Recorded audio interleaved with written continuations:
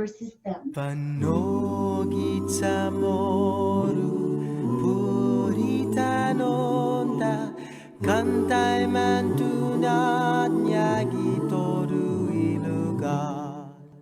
GMH Administrator Lillian.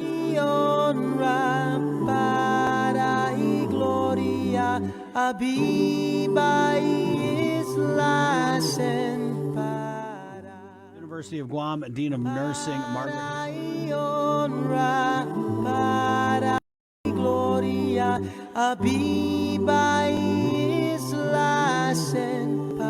There is light at the end of the tunnel.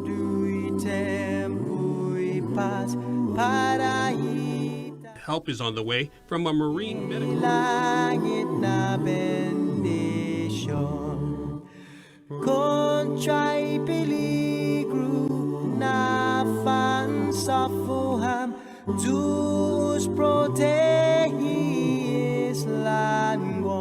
Out in the public, where all are more exposed. 585 have tested positive.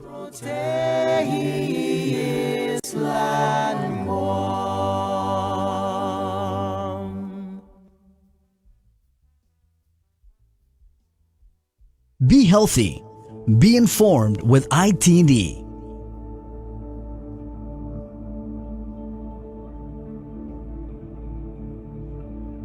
Keeping you informed, KUAM News brings you Banking 671, brought to you by the Bank of Guam, the People's Bank, and Coast 360 Federal Credit Union. Together, we thrive. KUAM News COVID-19 TakeOver on I-94 FM is presented locally by Ambrose Inc. GU Self-Storage, conveniently located near the Harmon McDonald's. We offer affordable rates, online payments, and auto bill pay for your convenience. Plus gate access daily from 6 a.m. to 9 p.m. Call us today at 648-7867 for more information. With the new challenges we're all facing, First Hawaiian Bank wants to make sure you have access to your financial world. With FHB Online and our mobile app, we hope to make banking the least of your worries. Visit fhb.com/digital.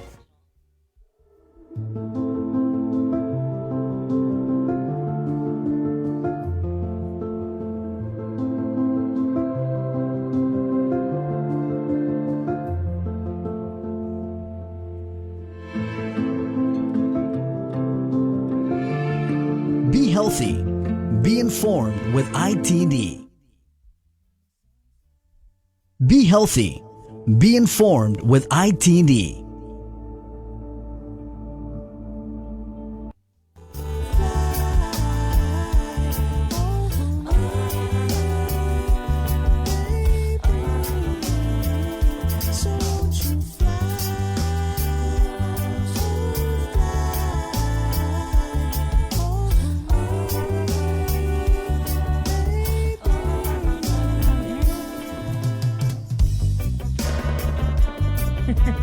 All right.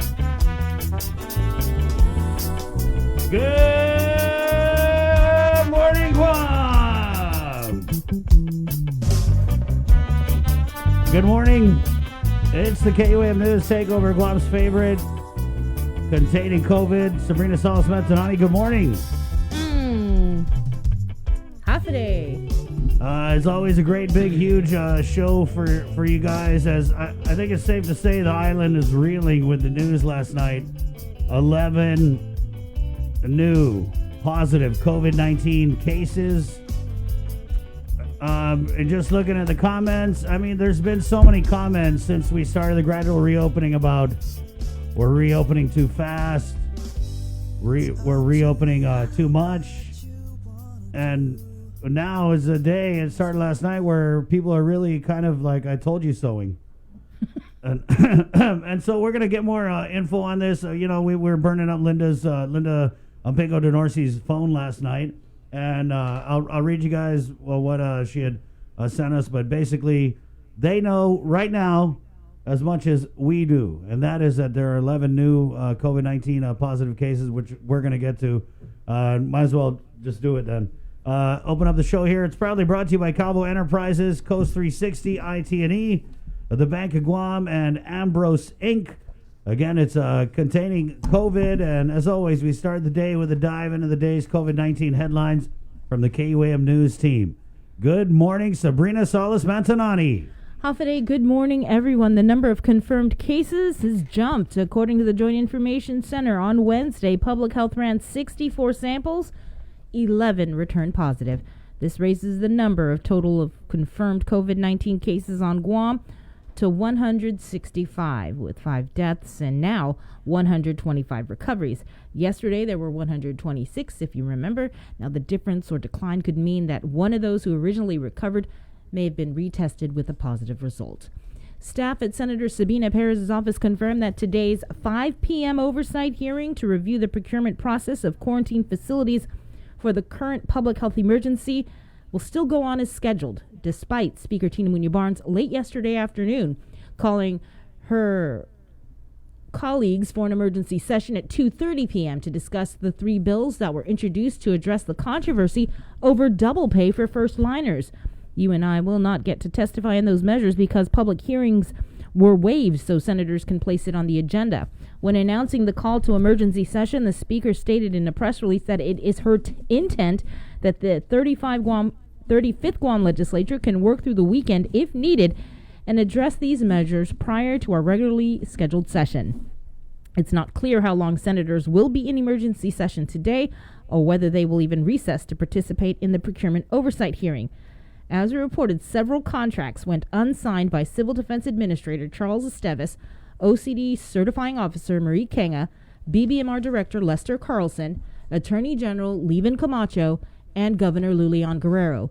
According to emails obtained by KUAM via FOIA, the governor's legal counsel, Hai Hyun, led the negotiations to secure the contracts for the hotel isolation facilities with the intent to be reimbursed by FEMA.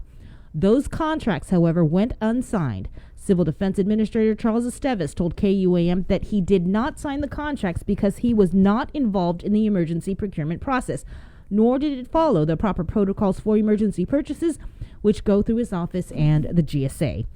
Ultimately, the governor on May 8th wrote a memo to the Department of Administration citing her Title 10 special powers, allowing her to suspend rules and regulations, and ordered invoices and the unsigned contracts to be paid.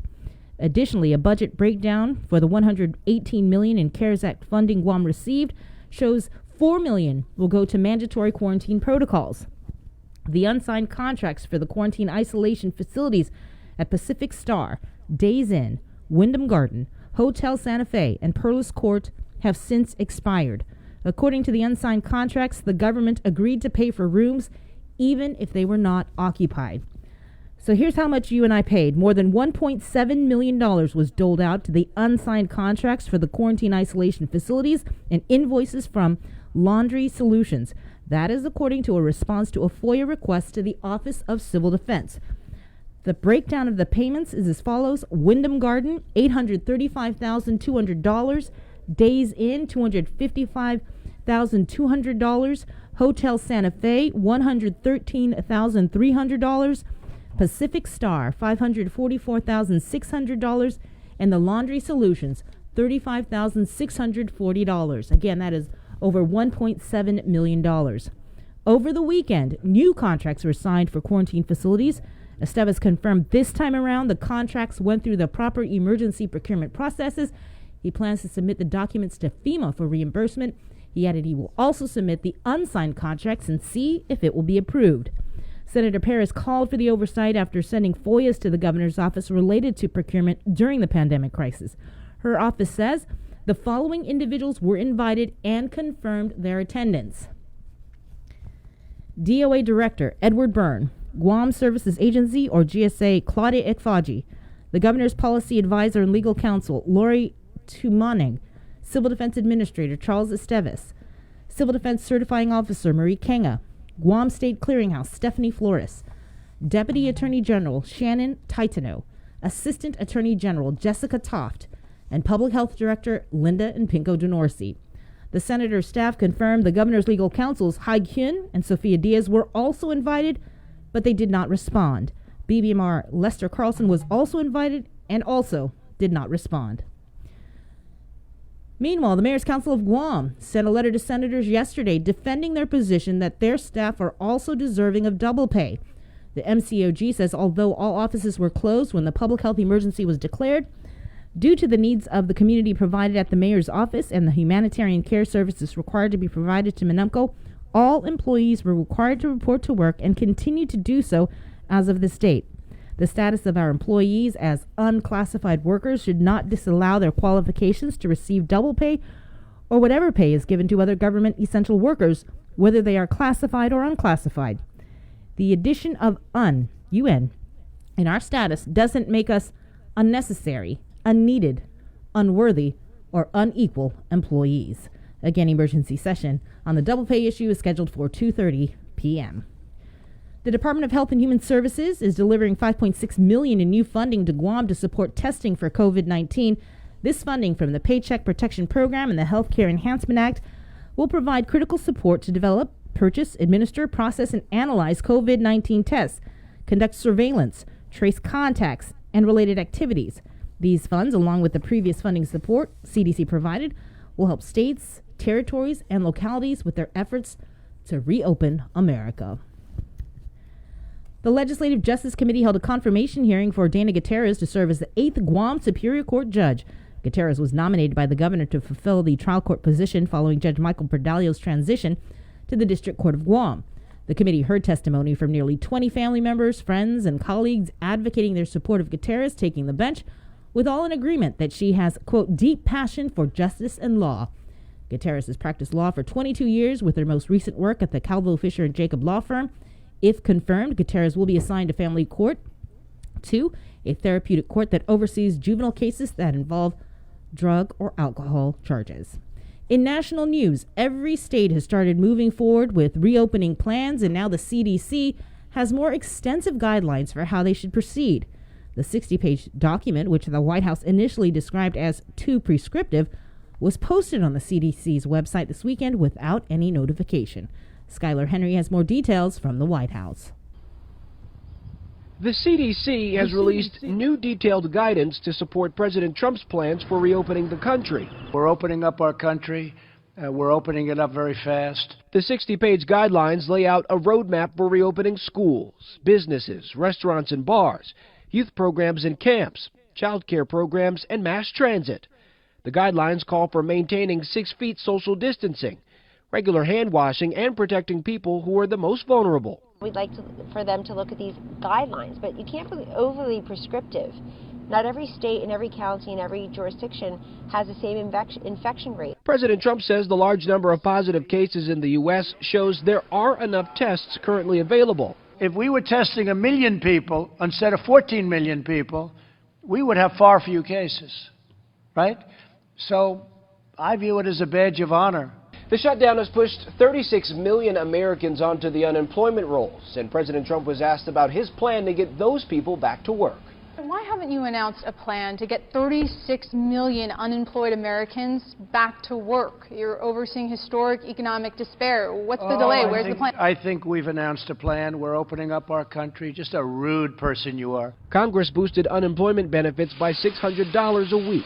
But that expires this summer, and Democrats want to extend the benefit through the end of the year. Do we honestly believe the unemployment crisis with 36 million unemployed Americans will be behind us by the end of July? I wish that were the case. Senate Republicans say they are concerned the bigger unemployment checks create less of an incentive for people to go back to work. Skylar Henry, CBS News, the White House. And in regional headlines, we head over to the CNMI, where our Tomas Manglotnia joins us with the very latest. Tomas. Good morning. First, this is the latest news in the Northern Marianas. We wanted to share a clip from the Rhoda Mayor Ephraim Atlig on the latest with COVID-19 community-based testing on Luta. Take a listen. For the past 2 days, the Governor's Initiative for Community-Based Testing has been launched in an effort to confirm that the COVID-19 is not present in our island. In partnership with my office, Rivera Health Center, and other first responders, we have undergone a successful undertaking at the Rivera Health Center.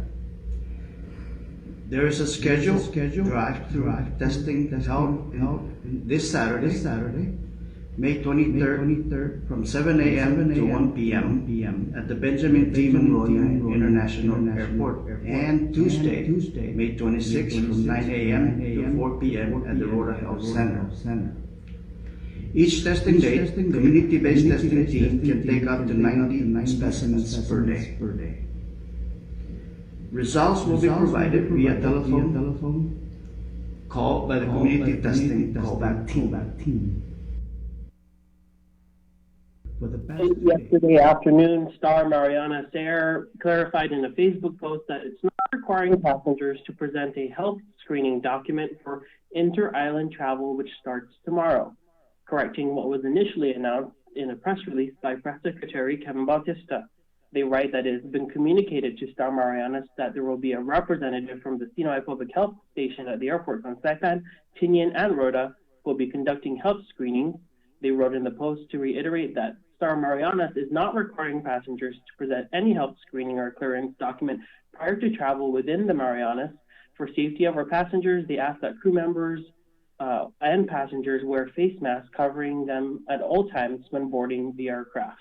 And some news on the economic front, as we reported yesterday, seen by Governor Ralph Torres signed Executive Order 2020-11 the other day, establishing his Council of Economic Advisors, which replaces his Strategic Economic Development Council. Torres explained that he will appoint members of the council at no expense to the local government. The Attorney General will provide legal counsel, and the council is charged with responsibilities ranging from creating reports to reviewing business regulations. And at a press briefing the other day, Governor Torres said that he appointed 14 people to the council. And as we wrap up here in the NMI, I wanted to provide the latest updates from the Commonwealth Healthcare Corporation. The number of COVID cases remains at 21. Number of persons released from quarantine is 421. The number of deaths remains at 2. The cumulative number of recovered cases now at 13.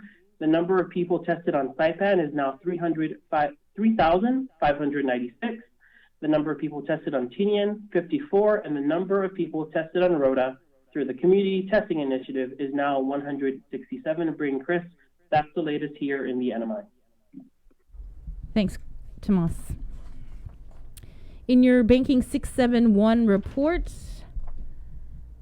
banks are assisting with check cashing for release of their stimulus checks. In anticipation, residents receiving their checks, the Guam Bankers Association members are collaborating to help the community in check cashing in order to adhere to social distancing measures. As the banks work to support the island in this time of need, GBA is letting the community know that ATM deposit and mobile deposits are convenient and safe banking alternatives, and those with no banking relationships may be asked to line up in a designated non-customer check cashing line and will need to provide 2 valid IDs. As such, check cashing is allowed for non-customers at Bank of Guam, Bank of Hawaii, Bank Pacific, and First Hawaiian Bank. And that is your Banking 671 report, brought to you by Coast 360 and the Bank of Guam. Thank you, Sabrina. Hey, you're welcome.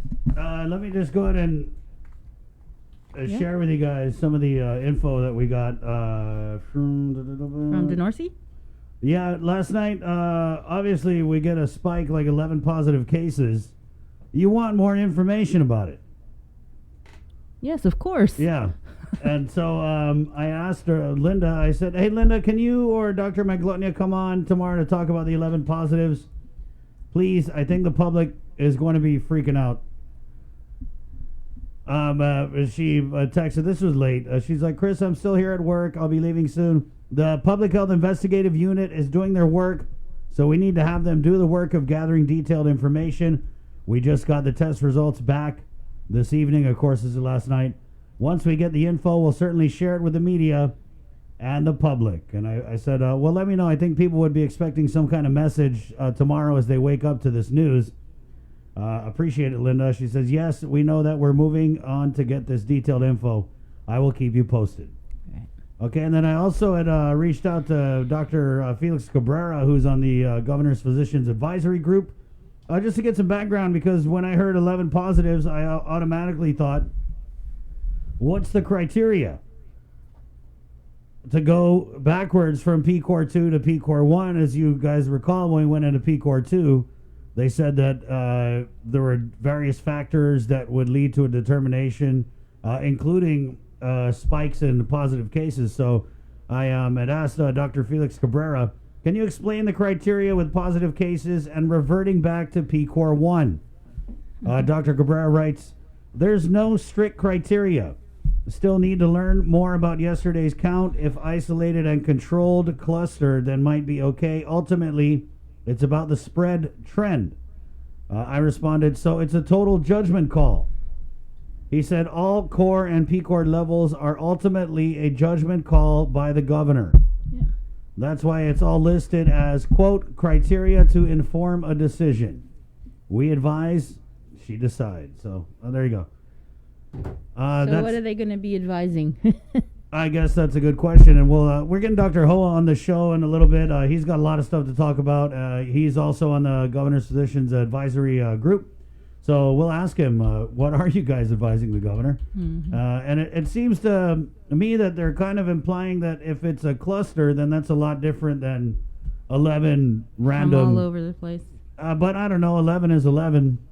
Mm-hmm. I'm not a doctor, but what do you guys think? Is 11 is 11? There's just so much to talk about this morning.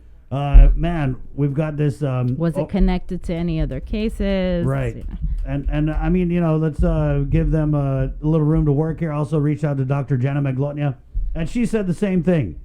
We were texting each other at 4 a.m. this morning, and she was like, yeah, I'm just getting up. I'm heading in. We're going to get the info. We'll shoot you guys whatever we get as soon as we get it, okay? So 6:38, we're coming back with more of KUAM News' Takeover, a Guam's favorite, in just a few. Good morning.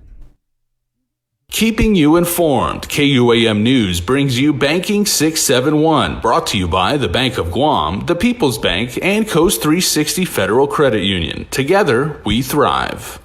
KUAM News COVID-19 Takeover on I-94 FM is presented locally by Ambrose Inc. GU Self-Storage, conveniently located near the Harmon McDonald's. We offer affordable rates, online payments, and auto bill pay for your convenience. Plus gate access daily from 6 a.m. to 9 p.m. Call us today at 648-7867 for more information.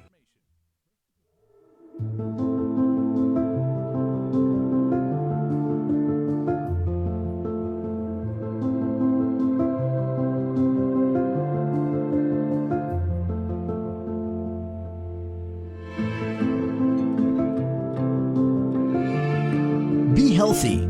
Be informed with ITD. Be healthy.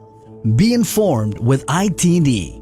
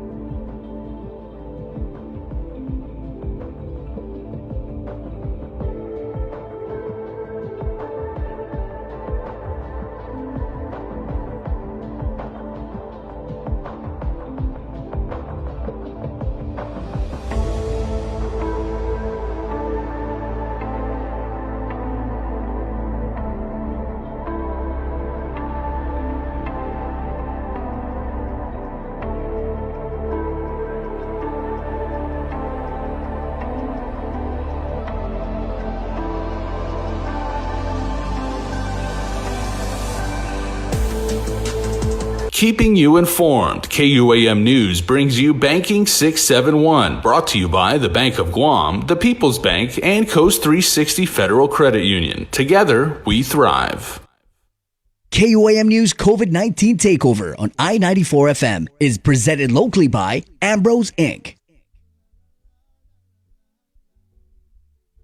It's hard to explain the hardships and pain that true lovers must endure. That's for sure. A little bit of a mixed plate for breakfast, a 6:40. We do have some community testing going on today, right?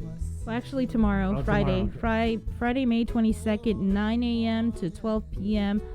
Gura Public Housing in Talafofo. It is free and open to Gura elderly and public housing residents again in Talafofo. They will be prioritizing testing for individuals with COVID-19 symptoms, multi-generational families, and a household. This includes parents, grandparents, great-grandparents, adult children, their children. Again, that is with COVID-19 symptoms. You are asked to show an ID. That is Friday. But then on Sunday, from 9 a.m. to 12 p.m. in Harmon along Hamburger Road behind Ellie Automotive Repair and across Cortec Apartments, there is free and testing and open to high-risk individuals in congregate setting. Again, What does that mean in English? Apartments. Like apartments, yeah. Apartments, got it. Okay. So I don't know why we just don't say that. But that's on Sunday. Yeah, congregate setting, or is that like homeless? No, there are actually comments in the stream actually asking about congregate settings because, for people that have condominium living or apartment living, they're like, Hold on, Jay. Stop the press for a second. Can everybody check out Jason Solis's haircut? Oh, boy. Look at that. Look at the handsome boy. No, actually, seriously, I wanted to talk about that eventually because Wow. no, I felt completely safe yesterday. I went to the Micronesia Mall, Hairtown, the only woman that I let touch my hair for the last 21 years of my life. Miss K, shout out. They took care of me. They scanned everybody at every entrance of. I went in. The what would be considered the southeast. Jay, can you just for the ladies? Can you just show them do a little? No, because twirl? people are eating breakfast, and you don't want to upset Just your do it. stomach. Face the camera. Come on, man. Look at this guy. Look at. Yee. I was a shaggy dog at one point, but yeah, they really are emphasizing social distancing, proper hygiene. They say no mask, no entry. They say please, even if you've already sanitized your hands, here's a big pump bottle and everything. Do it before you come in. But okay, so as to the congregating thing, people are asking, for people that live in condos or apartment buildings, they may share laundry rooms. They may share, they have communal rooms and everything like that. So those people have legitimate concerns about that. But yeah, that the Cortec Apartments and Ellie's Auto, that's right over near us. That's right on Hamburger Road. There's a lot of people that live, a lot of apartment complexes. Right, yeah, it's a big area back there. 6:43. Yeah, we want to get Deputy Mayor Melissa Savares onto the show to kind of play a little catch up with her. Good morning, Mayor. Hi. Good morning. I guess just first of all, what is your reaction to this news that 11 new positive COVID-19 cases on Guam? We're concerned. I was just on the phone with Mayor Rivera from Tamuning, and she says, "Where were we're concerned. Where was that testing done?" And I know it was done by the Department of Public Health, but was it done in the clinics? Because if it's done in the communities, we want to know what community or where these 11 people are from. Because now that things have opened up, operations as far as people going to the malls, people being more free to roam, we just don't want individuals out there that are maybe even spread, asymptomatic and not saying anything, right? What if they're coming to the, like I said, they're going to the food courts to get their meals. Where are they at? Do you check the dashboard every day? I don't, to be honest with you, Sabrina, I don't even read the newspaper every day. Yeah, Only because I think we just don't have time. You know? I mean, you might want to ask somebody to check the dashboard today and see what your count is, and see by 12 o'clock, because they update it, if it spikes, and then you'll know, okay, well, we had cases here. Yeah, so I have 14 staff, so if we're not delivering meals to the seniors from our 2 senior centers, and we're not, I have people directing traffic for the school meals, and then we're, doing, I mentioned to Chris yesterday, we're doing verifications. Every agency where people are applying for some kind of disaster program, whether it's the disaster relief through Department of Public Health, now Department of Labor, and now that Revenue Tax has opened up, everybody renewing their driver's license. They all need mayor's verification. I have 2 staff that work on this all day. And so, and it's, they call it, we don't allow anyone to come in. Everyone is calling by phone or emailing our office, and then we prepare and forward to the different agencies. So I'll find somebody, maybe in my administrative assistant, to look at the dashboard. And, I think it's without question that you guys and your staff and all mayor's staff are working their butts off and have been, despite the lack of transparency. Right. And so you're the president, and there was this letter that was sent to the legislature. Yes. There's no public hearing on any of these bills for double pay. Mm-hmm. So for people who didn't hear the newscast earlier, tell us about the letter that was penned to senators about the double pay issue. The letter that was sent was, if there was a public hearing, we would testify. But this was sent to plead with them that, whether you're classified or unclassified, we're performing duties, and duties are, the list gets longer. That letter went out, and another mayor said, yeah, but traffic control for the meals, the grab and go meals are not included. But, whether it's included or not, even when we're setting up for screening in the different villages that are being done for the testing, that wasn't included. But that letter actually says that we too are unclassified. Our employees too are unclassified employees. And like some nurses and doctors that may be unclassified, are they unneeded? But whether they're unclassified and the work needs to get done, they still step up without question and respond to the call of the community.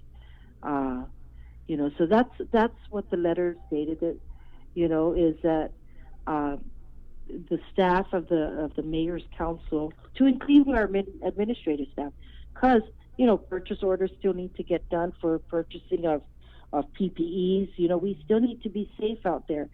Cleaning supplies for disinfectants. So our administrative staff at the mayor's council also is included. Some of them are classified as well.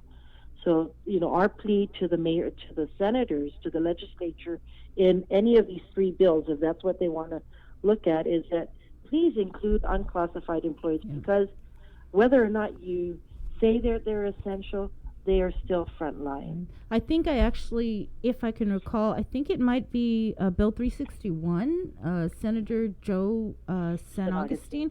Yeah, I think there was a provision in his bill related to unclassified employees, except for I think directors and deputy directors, maybe they wouldn't be eligible.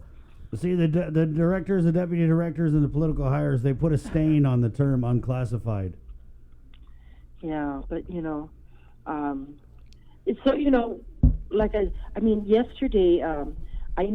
the PD operation with GDOE's food commodity, that's a GDOE operation, but yet you had the PD mayor's office staff. In the last several days, Chimuning and Derrida also had food commodities, fruit boxes that we were able to get from nonprofit organizations with the assistance of a local company, Pacific Trucking, Pacific Unlimited, to help us get some food commodities. And so we were distributing fruits, to families that are suffer, have been affected by the loss of income because they were working in either retail or hospitality. The companies that they were working for are no longer operating for 2 months. So of course those families were afforded the opportunity to get free food boxes by one per household. And Mayor, these boxes were pretty significant, right? I heard that they were full of some good stuff. They had the ones that both Chimuning and Derrida had given out and it was not just for our residents. The word went out that it was for anybody that it was in need of this. And so I had residents from PD and Agate coming up yesterday.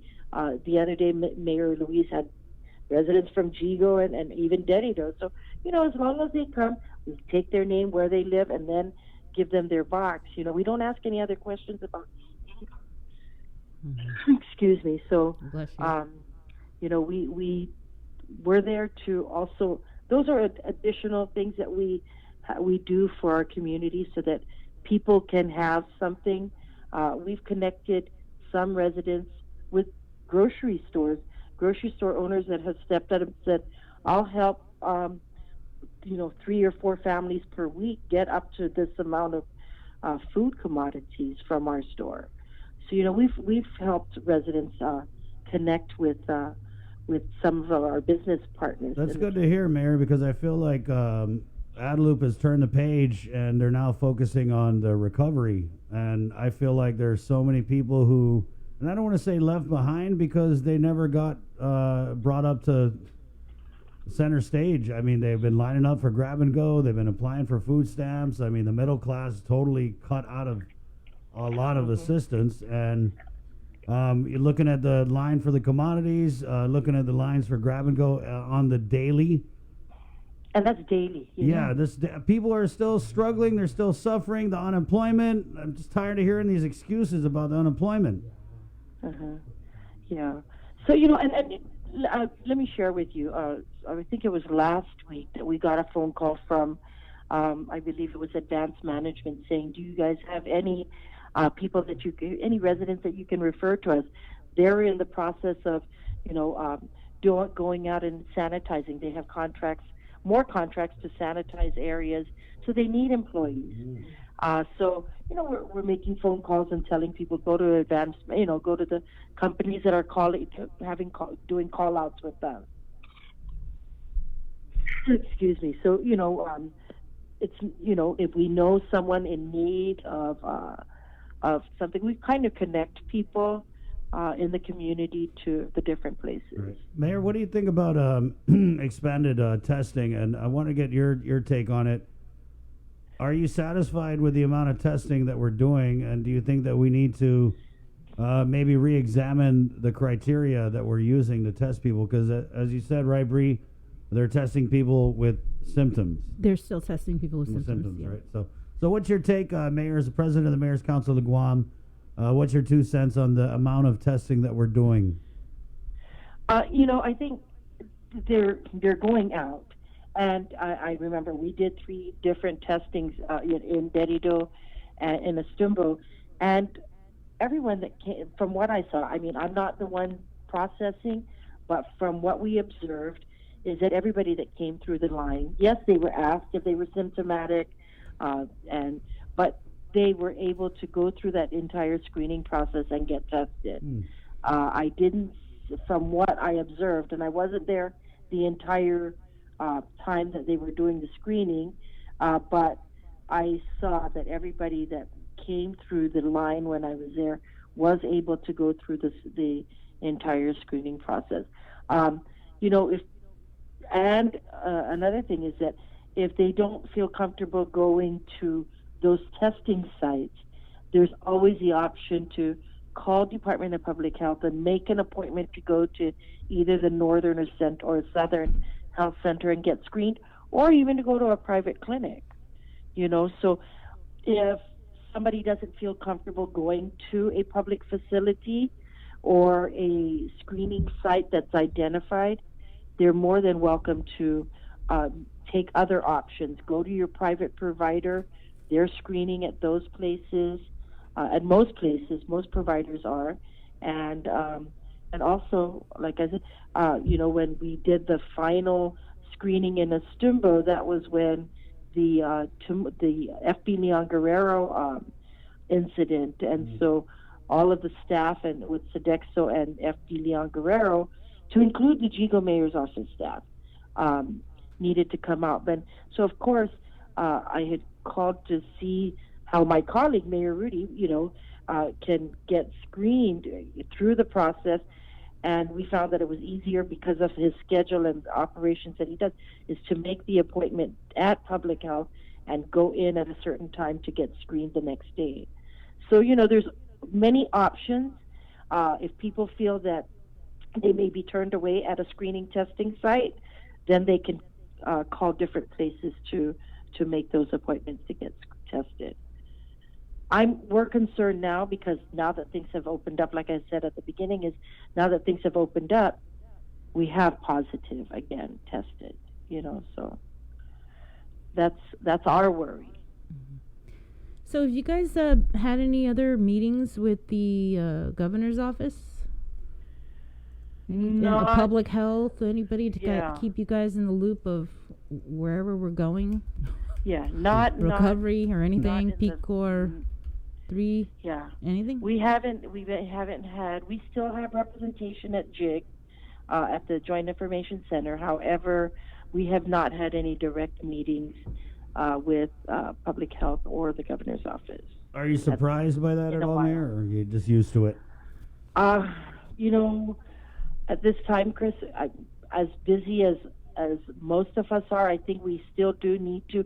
As a matter of fact, yesterday, 2 days ago, Mayor Hoffman and I spoke with Angel, and we said we need to come back to our routine as far as at least our regular meetings. And so we are going to be meeting. The officers will be meeting next week to plan our June meeting, and we'll have it in a. Our senior centers are closed right now, so we'll have it in a facility where we can practice social distancing ourselves, rather than doing a Zoom meeting. Oh, so you guys will be meeting in person. Will that be carried over Zoom, though, so the public can watch the MCOG meetings? We'll probably work something out. I mean, we will work something out because it has to be an open meeting. Right. Okay. And usually, so we will make that announcement, and it definitely won't be at the mayor's council because you see how tight that is. So I believe I am planning to have it at the Machechi Community Center. Oh, I thought maybe the baseball field. No, because then we won't hear anybody talking. Right. Okay. Yeah. So we still need to have it in an enclosed area, but still practice social distancing. And so we'll probably move it from one senior center to another, and I'll go ahead and host the first one probably at the Machechi Community Center, and make sure that everybody has their own table to sit at and stuff like that. So, okay. Since we do really need to get back into our routines, but with I'm just concerned about even with schools come August. Just the thought of even double sessions. How do you take care of the teachers? Who are you going to choose to go to the first session or the second? Those kind of things are really just coming up, and then the parents too. What about parents who just don't feel comfortable sending their kids to school? Yeah. Have you heard anything from GDOE or any of the private schools? Or what the plan I actually sit as a mayor's council representative on the board. That's right. Yes. So there's those discussions have been in the meetings, and so it's going to be a really interesting task to. I mean, and it's not just GDOE; it's just everybody coming back to the senior citizen centers.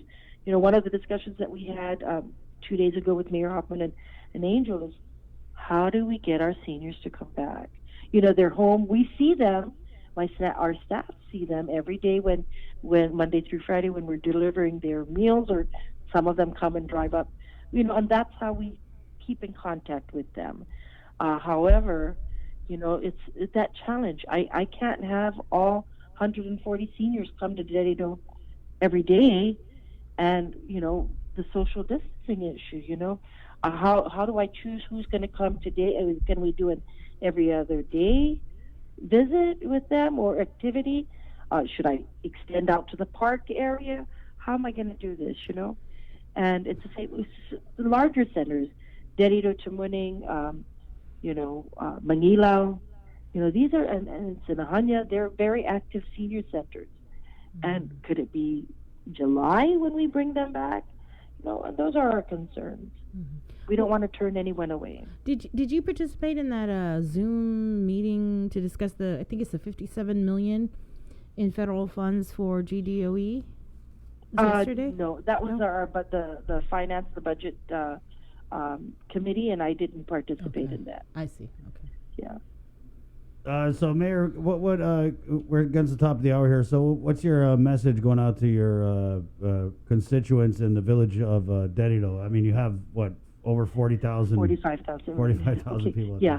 So, you know what we want, I mean, anywhere they go, they have to remember to practice social distancing. Let me tell you, we have this flea market open on Saturdays and Sunday mornings. We still keep that line, social distancing, no, and our staff are out there. So social distancing is very, very, very important. And number two, patience. We were on lockdown for 2 months. We learned how to be patient and be patient with each other, be patient with the services. Don't rush, be patient, take care of themselves, and pray that our community comes back together very soon. By the way, are you running for re-election? Yes, I am, and I haven't done anything yet. Lana, deadline, Mayor? I can you remind me when that is? Sometime in July, right? Yes. No, it's June. Oh, June. See, Yeah. I need to hurry up, or else I won't get in. Oh my gosh, I need to start that paperwork. We'll remind you though. Yeah. Okay, thank you. Okay. Thank Take care. Oh, Madam Mayor, this is Jason Salas. Good morning. Hi, Jason. Hi, I just wanted to share, we have a lot of comments. I'm not sure if you're watching the Facebook stream while you're talking to us. I don't assume so, but there are a lot of people right now who are saying, thank you, Mayor, to you and your staff. We know you guys are working hard. We know you have a very, very good job. So they're sending their prayers and their support, and they're saying, just please keep doing what you do. And they're trying to lift you up because you two are our frontline heroes. So on behalf of the community and everybody putting in comments and everything, they're sending their thanks and their gratitude to you as well. So we hope that encourages you. Thank you, Jason. God bless you all. All right, take care. God bless you, Mayor. God bless Guam, and God bless Derrida. And wash your hands. Okay. Derrida Mayor Melissa Savares. We're going to check in with a lot of the mayors. I love checking in with the mayors. Yeah, I do too. It's good stuff. They know what's happening. They do. They got their Zori on the ground at the village level. 703, we're KUAM FM. I got you, Guam. 11 new COVID-19 positive cases. That's the discussion. There's a whole lot to talk about. There was also an article that came out in Roll Call, which is a national publication that covers Congress, Washington, D.C., politics, both nationally. And our delegate, Michael St. big story on him that was released late last night. So we're going to go into the weeds on that one. We've reached out to the congressman for a comment on this article. As we always do, not sure if we're going to get a response. The article also said that they had tried to reach out to him as well. But I just saw on his Facebook yesterday that he has a stiff neck. I don't know if you guys saw this. We'll pop it up later. So there was something he put out like, oh, if you're trying to get a hold of me, please give me a day to respond because I have a really bad stiff neck. So maybe the Roll Call magazine didn't know he had a stiff neck, and they're getting their response. So we'll talk about that coming up. And then we got Mayor Rudy Matanani of Gigo. We're going to talk to Minority Leader Senator Tello Taidagui. We were supposed to get the Procurement Oversight Chair, Senator Sabina Perez, onto the show this morning. Has there been, what do they call it, Bree? Rapidly evolving. What are we talking about? Developments that happened yesterday. Oh, with are we talking about emergency session? Yeah, emergency session. And what did that mean for this oversight hearing? This very important oversight hearing that had been scheduled for today at 5 p.m. We did get the confirmation, as Bree reported, from Senator Sabina Perez that oversight hearing will continue. She even confirmed last night that, and I've been trying to get her on the show, obviously, ahead of this oversight hearing. So she confirmed last night that she would be calling in at 8:15. So we were done and set, and then she just texted me after the show started that she would need to reschedule. So, I'm not sure if it's just... I hope this is the only thing she's rescheduling. Zing! So, yeah, we're going to figure it out. It's 7:05. Good morning, Guam. Keeping you informed, KUAM News brings you Banking 671, brought to you by the Bank of Guam, the People's Bank, and Coast 360 Federal Credit Union. Together, we thrive. KUAM News COVID-19 TakeOver on I-94 FM is presented locally by Ambrose Inc.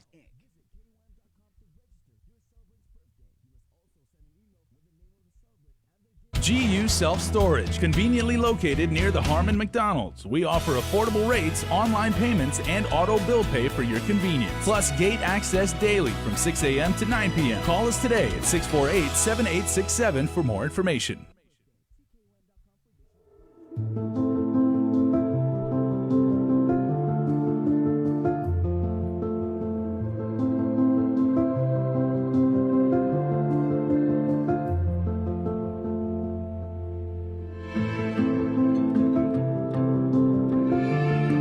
Be healthy. Be informed with ITD. Be healthy. Be informed with ITD.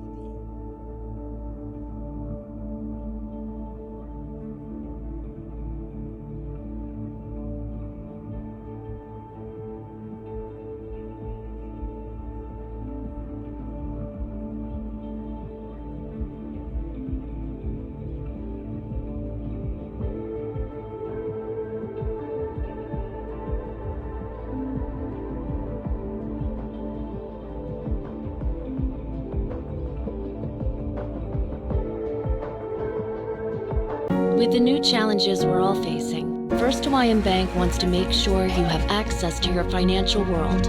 With FHB Online and our mobile app, we hope to make banking the least of your worries. Visit fhb.com/digital.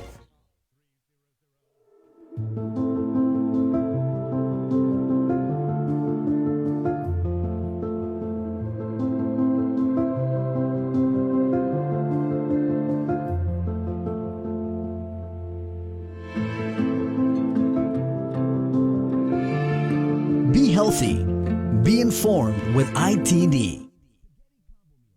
Be healthy. Be informed with ITD.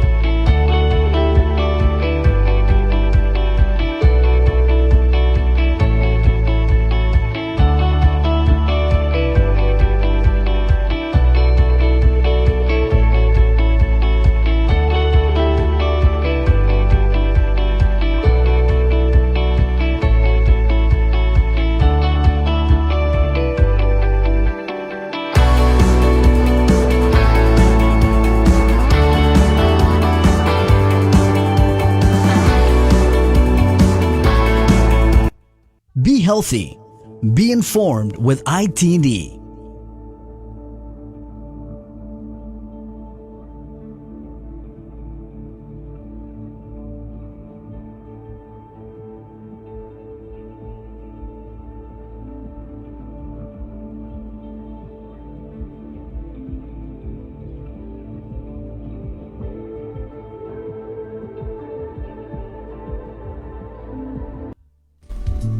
Hey, good morning. Yes, for those of you guys just joining us, the show proudly brought to you by Calvo Enterprises, Ambrose Inc., Coast 360, the Bank of Guam, and IT&E, 7-Eleven. Waiting on more detailed information from the Department of Public Health and Social Services. We put out the ask to Director Linda Pinco DeNorsi, and also what is JSG, the medical director, Dr. Jana Maglotnia? Medical director for public health. Okay, yeah, and also Dr. Maglotnia. They're both up early and went to bed late last night working on this. What they said is basically, we have the information, we got the results from here. The investigators and the trace team are going to be doing their work at 7:12. Let's keep it with the mayors. Of course, we are going to go into this news of emergency session and the oversight on the hotel and isolation facility procurement coming up. 7:12, though. Again, sticking with the mayors. Let's go a little bit more north of Dedido. Jigo Mayor Rudy Matanani. Good morning, Mayor. Hi, Mayor. Good morning. Good morning, Sabrina. How you doing? I'm okay. How about you? Well, yeah, I guess I'm alive. Lucky to be alive, huh? Lucky to be alive. Thank God. Mayor, I know that you also wanted to talk about FB Leon Guerrero and their backup and giving out meals for the grab and go, right? Yes, that's very important. In the past 2-3 days, in the beginning before the quarantine, we had almost 1,000 cars coming through. Yesterday, I heard that there was only 25, so we had to get all that food and try to distribute it, or they're going to have to throw it away. So, I want to just put a shout out to the people that have been coming around, from 11 to 2 o'clock to please come and get the food that they all cook for the kids. And people didn't really know the last couple of days that the site had reopened, so we've been trying to put the word out there, because obviously you guys follow the news. You know that it was closed when we had a COVID positive. Yes, and I was one of them, but I don't know where the communication is at. I probably think that they're not getting the word out that we're passing out the food again. So here it is. I ask all the excuse me, Chris, I just want to ask all the radio stations to please keep announcing that. That's very important. Amen. All right. FB Leon Guerrero grab-and-go meals available. They have, I think, over 1,000 meals up there, Mayor. This is FB Leon Guerrero, right by Simon Sanchez, guys. What time is the pickup start? Is it 11, Mayor? Yeah, 11 a.m. 11 a.m. to 2 p.m. Were you able to take the meals over to your office? I know we talked about it yesterday. Yes, we took about maybe 200 over to the office, and I picked up about 80. I usually pass around about 80 when everything was okay, but now we have to pass out all that we can. Yeah. All right. Mayor, what do you think of this news here? 11 new COVID-19 positive cases. I don't want to think about that, Chris. I want to think about what the administration is doing to prepare for this. This pandemic, is scary. And let me tell you, sometimes I think it's smarter than us. And, we got to be smarter than this pandemic. And we got to, even though we think it's gone, I don't want it to come back and kick our butts. So I think that this administration, should do something to protect its people. And I don't know what this hospital is gonna be taking care of, because they set up a lot of canopies over at net camp. Where the military housing area used to be, and then they bulldozed about 100 houses. It's right on Route 3. Mm-hmm. Right. I don't know if that's part of the epidemic. It's like a field hospital. Yeah, it's. Yeah, but nevertheless, Chris, I think that our government should prepare our side too, because we never know when we don't want to get surprised about this, because once this thing hits us again, it ain't gonna wait for us to prepare. What So about? I think it. Go ahead. I'm sorry. What about testing, Mayor? What is your opinion on the amount of testing we're doing? That's one of the things, that can help us fight this pandemic, is get the testing out, and I don't know, the doctors here, the nurses, they're the experts here, and just excuse me for a minute, okay? I want to thank the front line, the doctors, the nurses, and everybody that's included there, and I also want to add, on the problems that they're running into about getting paid. They're the ones that help us here. They're the front line. We cannot jeopardize their health and their safety. They're at work, and then on their way home, they worry about what they're going to do to safeguard, and not pass this disease to their family, and then we give them this, that they're not good enough to get paid. I don't understand that. I really don't understand. We gotta, in order to defeat this pandemic, we gotta work together. And I really don't see it. And if I'm blind, please remind me, where is it? We're trying to cripple the people on the front line by not, giving them what they deserve. And I don't understand, because maybe there's a secret here that I don't know. But I'm speaking for the nurses and the doctors, most especially in Jigo, and there's a lot of them. And also for all of them. Mayor, what do you think with these 11 new positive cases? I know that the governor in her press conference the other day had said that tentatively they were looking at restarting dine-in services for restaurants on Monday. Do you still think that is a good idea, given that we are experiencing a spike? Chris, we don't even have to think about that. We can get to that later on once we are assured over and over again that we have things in place to battle this pandemic. Opening the dining and all that. I don't want to go and dine and then tomorrow I'm going to be dead. Okay. And I'm speaking on behalf of the people that I love, including you, Sabrina.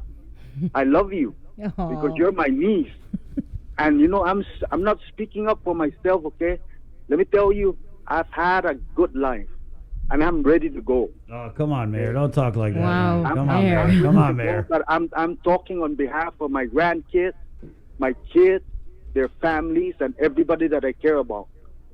And a lot of times, leaders have to make hard decisions that are very, very unpopular. But that's what you're there for, to make hard decisions for us and the right ones. And I'm, asking the administration, the doctors, to please work on something, where we can see, and that, we know that there's going to be people there trying to help the sick. And I hope that I'm wrong. This is one time when I hope that I'm wrong. But let me tell you, there's a lot of people in the state that have died because of this. And it's because it caught up to them and they didn't realize that this was going to happen. And one of the things I think that's very important is our port of entries. We have to watch it with that, man. There's a lot of things that goes through our port of entries that can hurt us. And this opening the opportunity to go out and dine, we can dine next year. Okay, it ain't going to go away. And it's still going to be as good as today. So I really think that we should tighten up, do things that we should be doing as leaders to make sure that we're ready And I really think that, they're the doctors and nurses, okay? So I don't want to tell them what to do, but we're not seeing it. Nobody's testing, they test when they see something, look for it. Because if you look for it, you find it. You don't have to just wait until it pops up in front of you. This is very important, man. This is very important, and I hope that I'm wrong with what I'm thinking might happen. But I'm not wrong where I'm saying that the doctors and nurses, yes, they've been doing a great job, but Mrs. Denersi should, talk with the people, their experts, and find out a solution on how we can sustain this pandemic when it comes back. Chris, this pandemic is one of the most important things on my mind, but I still got a lot of things on my mind here in Jigo, and I got a lot of different responsibilities that have started, like the stray dogs, the trash. Oh, Mayor, I wanted to tell you, because I know that this is an issue very close to your heart, is where I stay and walking around, and you know how people are going to the beaches now? Dalai, I went to the beach, trash everywhere. I mean, this is a crazy thing to say, but I'm honest with you guys. It made me miss the COVID, because when the COVID was on and everyone was locked down, if you went to the beach, you weren't having a big barbecue or whatever. But now it's just it's disgusting, and it makes me just lose faith in our people a little bit, Mayor. So how's the illegal dumping in your village? Is it still happening? Oh yeah, and I'm glad you brought that up, Chris, because public works, this just popped up on my mind 2 days ago. About the when people go to get trash. I have a clerk that went to public works to get a trash bin, but they said that she cannot get it because of the house numbers. And I hate to say this, but if public works is responsible, maybe they should work on the system that they have for people to get house numbers. And I think that, and I hate to put this in their lap, I think that part of the responsibility here is public works. And it seems to me from some of the information that people are getting stuck because of house numbers. They cannot get the trash bins because of house numbers. And if I'm wrong, please call my office and let me know what's going on, because I'm a person that wants to do things when it pops up, but I want to work with the agencies that should be doing this, and just tell me what to do and I'll help. But I got that idea yesterday from my clerk. They have to fix all these problems, man, because sometimes a lot of times they point it against the mayors. And I got a lot of different jobs that I need to do, and they're important. And let's just share the burden here so we can move forward. Amen, Mayor. Thank you. And hey, Chris, I want to take this opportunity, man, to just mention all the things that's going on up in Jigo. One of the problems too is Route 9. And I don't understand why Route 9 wasn't included. Which one is Route 9, Mayor? That's the one from Anderson all the way to Starts Golf Course. I see, okay. It's terrible there. Somebody has to fix it. And this thing about dogs, pretty soon the dogs are going to be telling us what to do. And I through letters, there was a conversation with the government to help us with expanding GAIN, because GAIN cannot accept any more dogs. And these things about humane society and putting these dogs to sleep, let me tell you that, yes, it feels bad for us to kill those dogs, but I think we're doing them a favor when they're going hungry and getting beat up, getting run over, and all these things, man. And I asked the village, and all the villages for that matter, take care of their dogs and stop getting them pregnant, man. You know that we have a big problem now, and we have over. And they need birth control for the dogs, Mayor. Yeah, the birth control is to put them to sleep. Right. I mean, we're going into some crazy territory, Mayor, because we have 11 positive COVID cases, but once you start talking about mercy killing dogs, that is just going to blow up our stream, and then people are just going to twist your words. They're going to be like, Mayor Rudy wants to kill all the dogs.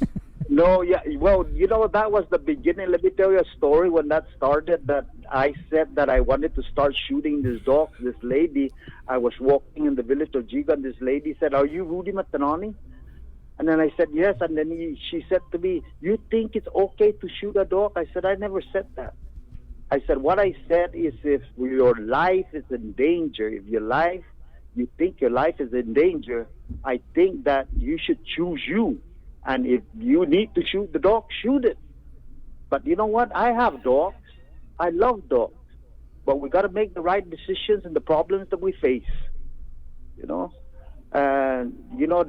that's just a different subject. Right on. The grab and go, the abandoned vehicle, wild pigs. Yeah. But before we let you go, though, I wanted to ask: are people getting their stimulus checks and also the Programan Salapi Izudan Itautau payments in Jigo?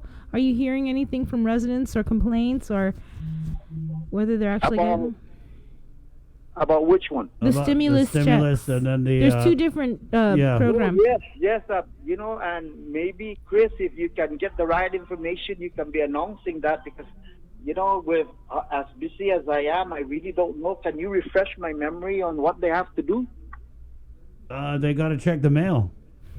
Oh, okay. For the stimulus, and then for the Programa Najudan Salapi Tautods and Belenas Dogu and Shrimp Patty, that one, if they're if they are eligible. It's good that you put some humor in this crisis, man. That's always a good thing. A spoonful of sugar, Mayor. Yeah, you have to go and apply.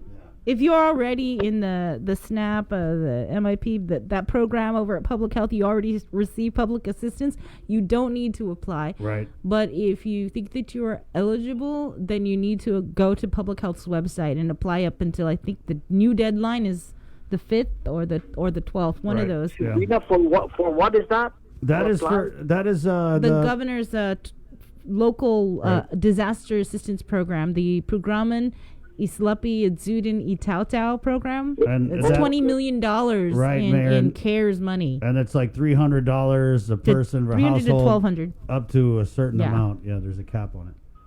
Hey, Chris and Sabrina, can you please be announcing that? Yeah. That's very important, and I hope some of the radio stations are listening, because this information is very, very important. And right. as the mayor of Jigo, correct. Please, I'm asking you guys to please announce them. And another Mayor, thing, go ahead. Go ahead, yeah.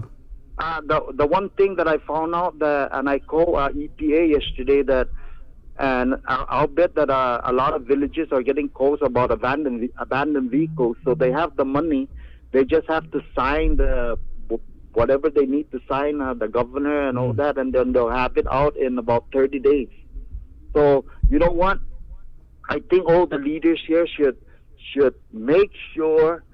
People cannot be, just because I said this, people cannot be dragging their cars out and putting it on the easement, because, I'm already in the lookout for that, because actually all of a sudden there's about 10, 15 cars that grew overnight on easements. Right.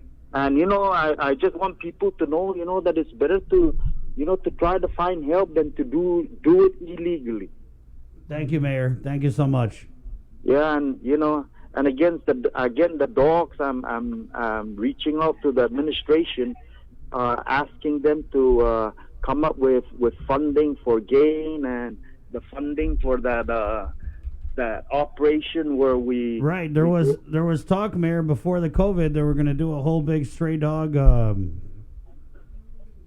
roundup program with Department of Agriculture. So we'll follow up on that.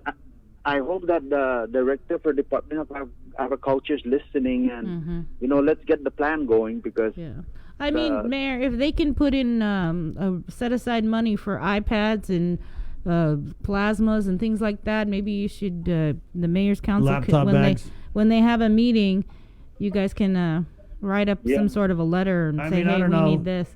Mayor, if they can hire directors for agencies that are closed with 4 people and hire deputy directors for agencies that are closed, then I'm pretty sure we can find some money to... Chris and Sabrina, I want to just put out the word, okay, that I'm pushing for you two to get a raise, too. Thank you. Thank you, Mayor. All right, now we got to go. Okay. Thank you. Yeah, we need our own programa salapi para si Chris and Sabrina. Yeah, God bless you guys. Wash your hands. Okay. Thank you for the things that you do, okay, and keep getting the words out. Thank you, Mayor. Thanks, Mayor. All right. Okay. Mayor Rudy of Gigo. Let's keep with the mayors and go now to Petey, where Mayor Jesse Alec is on the line. Mayor, thank you again for taking our call. Busy day for him. Good morning. Yesterday. Good morning. Yesterday, right? And so it's Monday. Is it Monday, Wednesday, Friday? Right. It's Monday, Wednesday, Friday from 7 to 11. Right, and we're talking about the commodities. Now, Mayor, I know it's a GDOE program, but it happens in your village there, and is it the same spot as the GSA warehouse, or?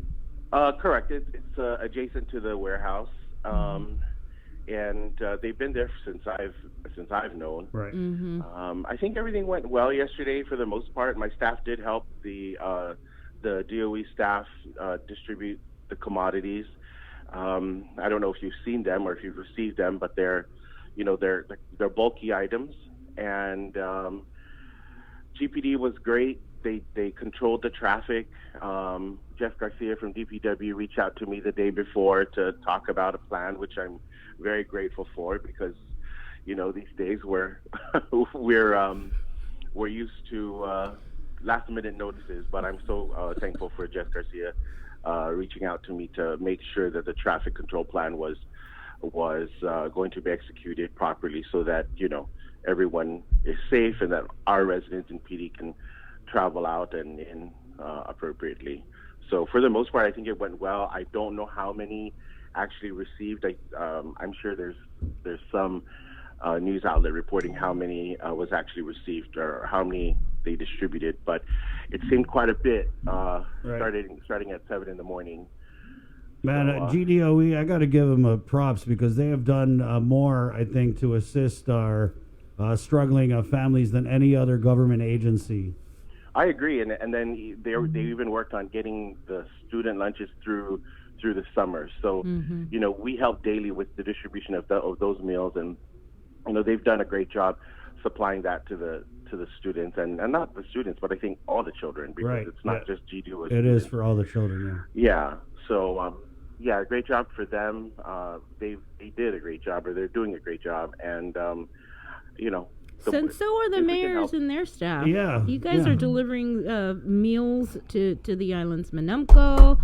I mean, well, you did your own program. Mayor, I want to put you up there with the Glacier of Cristo. I want to say the mayors you guys are right up there with the Glacier of Cristo as COVID heroes. I agree that our staff work hard, and our staff, they are part of the frontliners that everyone talks about. I mean, they're not healthcare workers or, police officers or fighters, but they work just as hard. And I have to say, they probably get paid the lowest. Correct.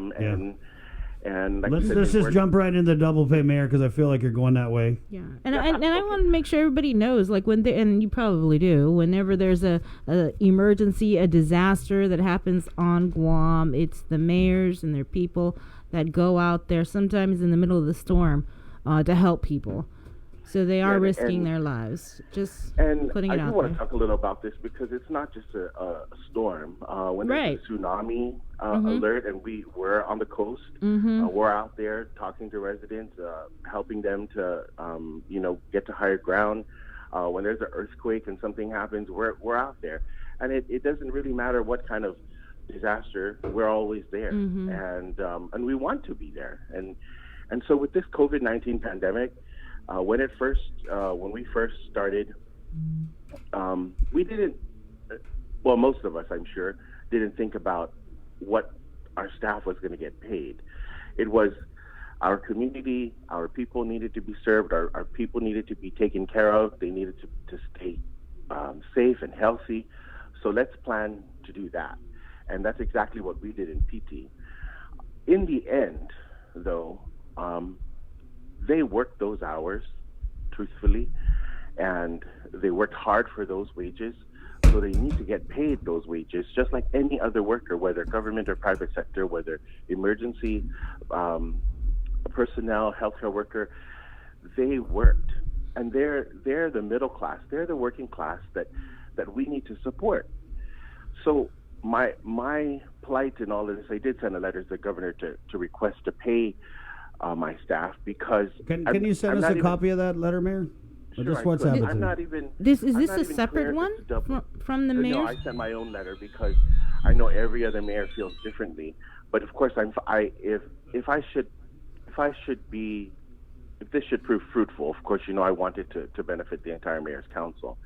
But the bottom line is, it's a disaster. The governor declared it a state of emergency, and it's when our employees report to work, they just need to get paid, whether it's double pay, whether it's whatever kind of pay it is considered during an emergency. That's the pay that they need to get paid. I'm only asking for what's in the rules now. Right. And unfortunately, the healthcare workers, like the AG mentioned, they're not listed in this plan or in these set of rules.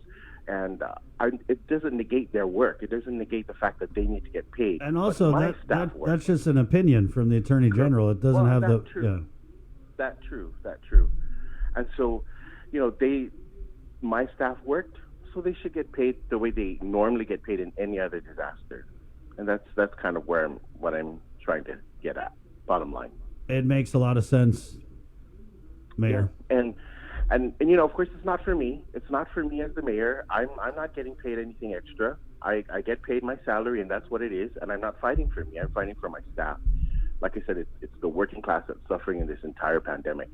I mean, we have a lot for those that don't have enough. We have a lot for those that have a lot, but we don't have for the middle class. And I feel like that's the all those people that are working hard every day need to be supported more. Thank you, Mayor. Yeah. Thank you too, Chris. Of course.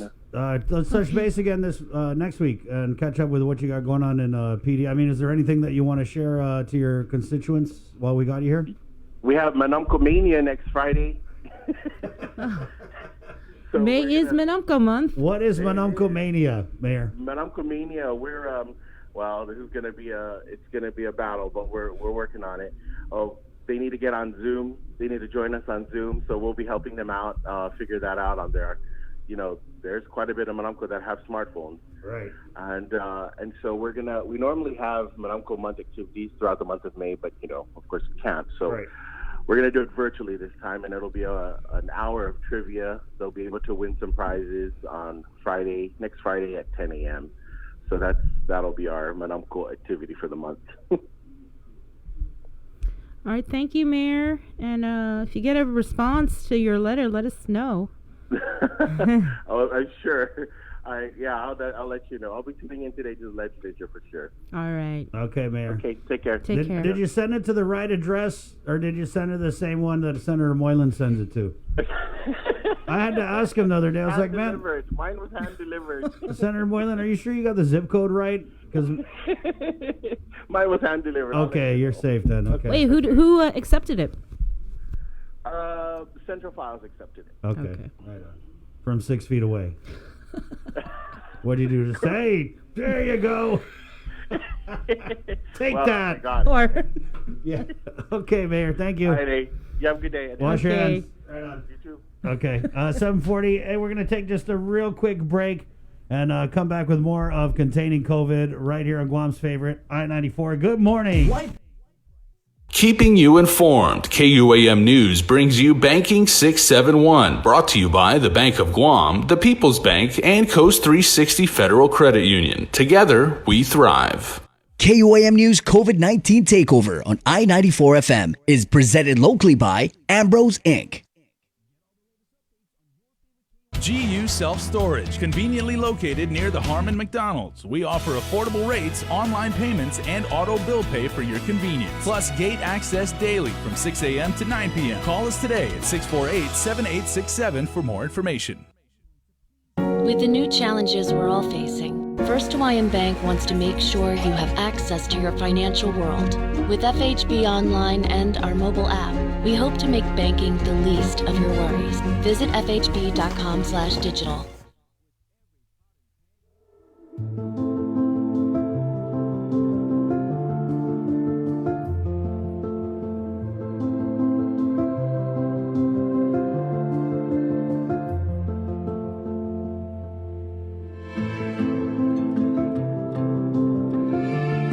Be healthy. Be informed with ITD.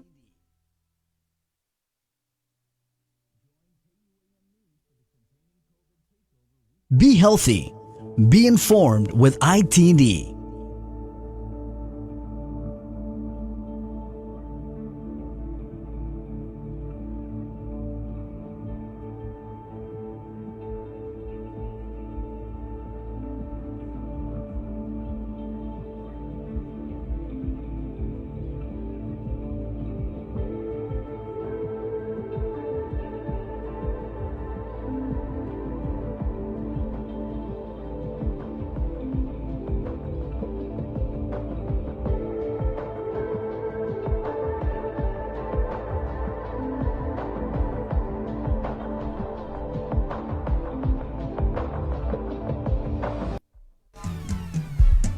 Good morning.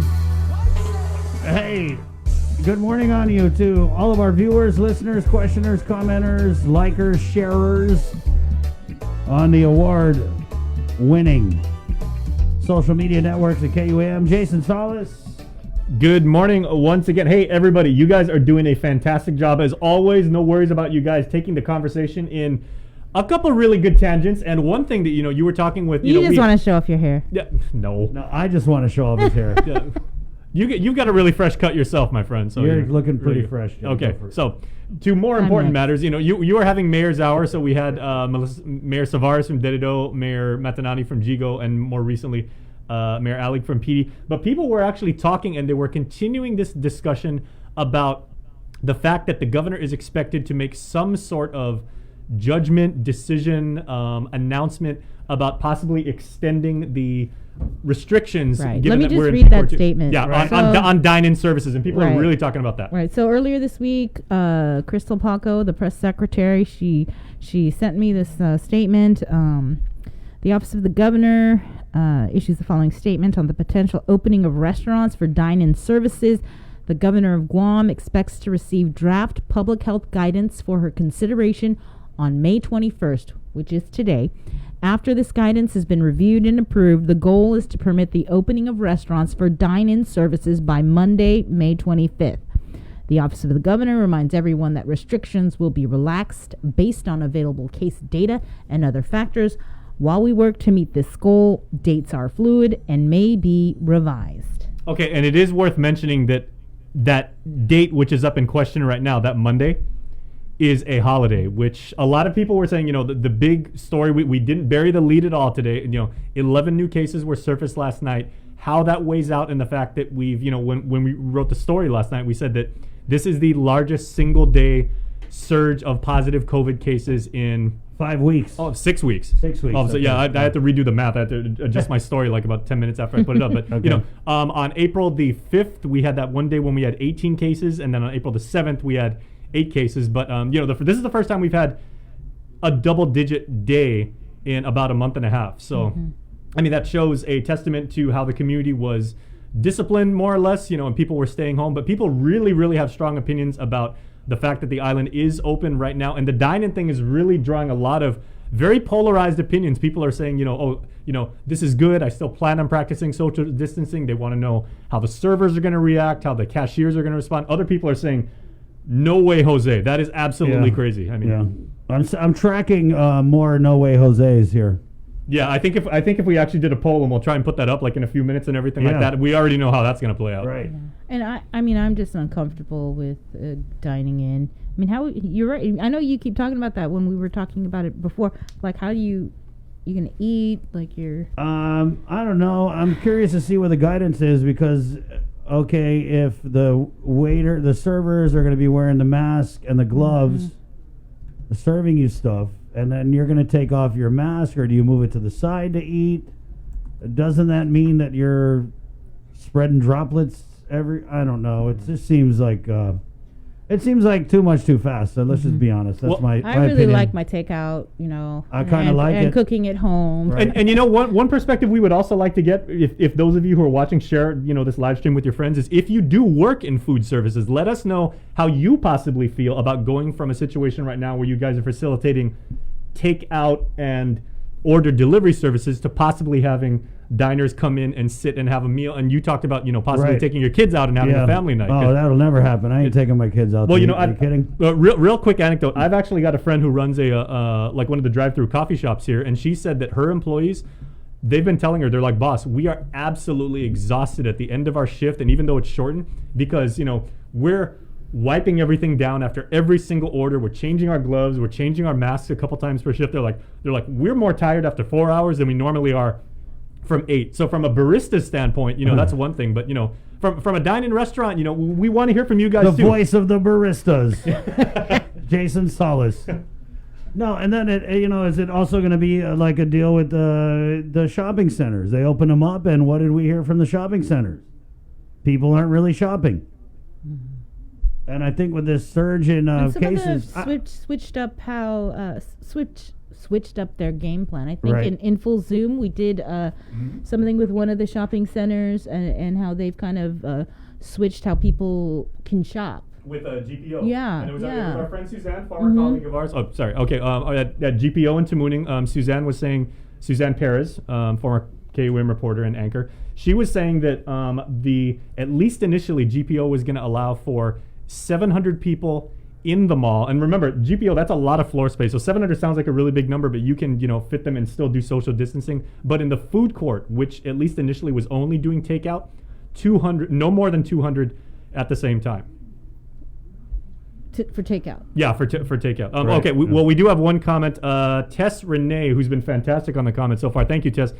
She's saying, regardless of how we feel about dine-in services, it's going to happen. But if the CDC guidelines are put in place and practiced, then those who choose to go out and eat, they'll make that choice for themselves. And I think that is, because a lot of places are taking their cue directly from the CDC. Right, yeah. And that's where the guidance is really going to come into play. Just some of the comments I'm reading here. Alan writes in, I'll just eat ramen at home. Tammy, we ain't ready. Naive writes, no way, Jose. And Samantha says, but restaurants like Jeff's Pirates Cove, I think, might be a little different as it is open air and spread out over a large space. So, yeah, there's definitely going to be those anecdotal restaurants. And that's in your neck of the woods, down at Jeff's, right? Yeah. Gosh, I haven't been there in a while. I like Jeff's Pirates Cove. Right this it's also interesting because, talking about Nestor's show in Full Zoom, it's going to be interesting to see how we've talked about like how industries like telecommunications are changing, and getting creative and innovative with their customer service interactions. It's going to be interesting to see how now restaurants say, okay, maybe we might expand our dining area so people can do, the alfresco thing, or, I don't know. They're going to come up with all different ideas. Yeah, that's the thing is the businesses on Guam, I mean, even before COVID, they're very creative in how they're going to present their products, present their services to people, and we're seeing that creativity now. And you know what? People are also asking a lot about the food trucks. People have been asking about that for like the last month and a half. When I go home and over here in Dededo, there's actually the food trucks. They're set up. Oh, yeah. Over here in that park where the old flea market used to be. Right on. Okay, 7:50. We've been... well, it's just police week, right? I think it is police week. It is police week, right? And so, of course, we had put in the ask to get GPD Chief Steve Ignacio onto the show. I mean, I've been asking for weeks to get him on, and the way it works is, now they said you can go out and ask people on your own, Chris, but the way it works is I would have to ask the communications director, Janela Carrera, for permission, I guess. Well, she said it wasn't really permission, but it kind of seems like permission. Permission to get these different directors, which is always difficult because, ask a lot to get a little. And I'll cast a wide net. I'll be like, hey, can we get this? And they'll be like, yeah, you're going to only get this person. So, and I'm noticing a trend. It's we haven't been able to get Customs Director Ike Pareto. We haven't been able to get Chief Ignacio on the show. And I don't know what the reason is, but we found a chief. Oh. Yeah, so I got a chief here, and I want to bring on former Chief J.I. Cruz of the Guam Police Department. Chief, thanks for joining us this morning. Hi, Chief. Hi, good morning, Chris. Good morning, Sabrina. How's everybody this morning? We're doing pretty good. Happy Police Week. I guess just first of all, do you have a message out there to the rank and file, the men and women in blue? Well, actually, Chris, if I'm not mistaken, I know that I'm not mistaken, but National Peace Officer Memorial Day was last week, Friday. Right. Correct. It's every day, right? On that specific day. So historically, the way Police Week works out is that Police Week is on that week of National Peace Officer Memorial Day. And if I'm not mistaken, Chief Ignacio and the acting police commander, Major Manny Chong, did a 1 minute 46 second video, right? Tribute. In that regard, Right. That tribute. I think he announced that Police Week. We played that tribute on the show, Chief. Yeah. Right. So he said that Police Week was from the 10th to the 16th. So I think we're kind of a week behind, but nonetheless, it's honoring the police officers during that time frame. So you are correct with that. That it's the time to honor those police officers. For those who have paid the ultimate price, made that ultimate sacrifice in the line of duty, and for those that have are going to be recognized throughout the year, Police Week is a time to recognize those officers as well. Mm-hmm. There's been this issue, and we would ask the Chief Ignacio if we could get him on the show about his thoughts, and so we can't. So what are your thoughts on the whole issue of double pay? Because we do have one lawsuit that has officially been filed by Attorney Tom Fisher. Yeah, and it was a police officer. And I don't know, I just think it's kind of weird that Chief Ignacio, and I understand it is what it is.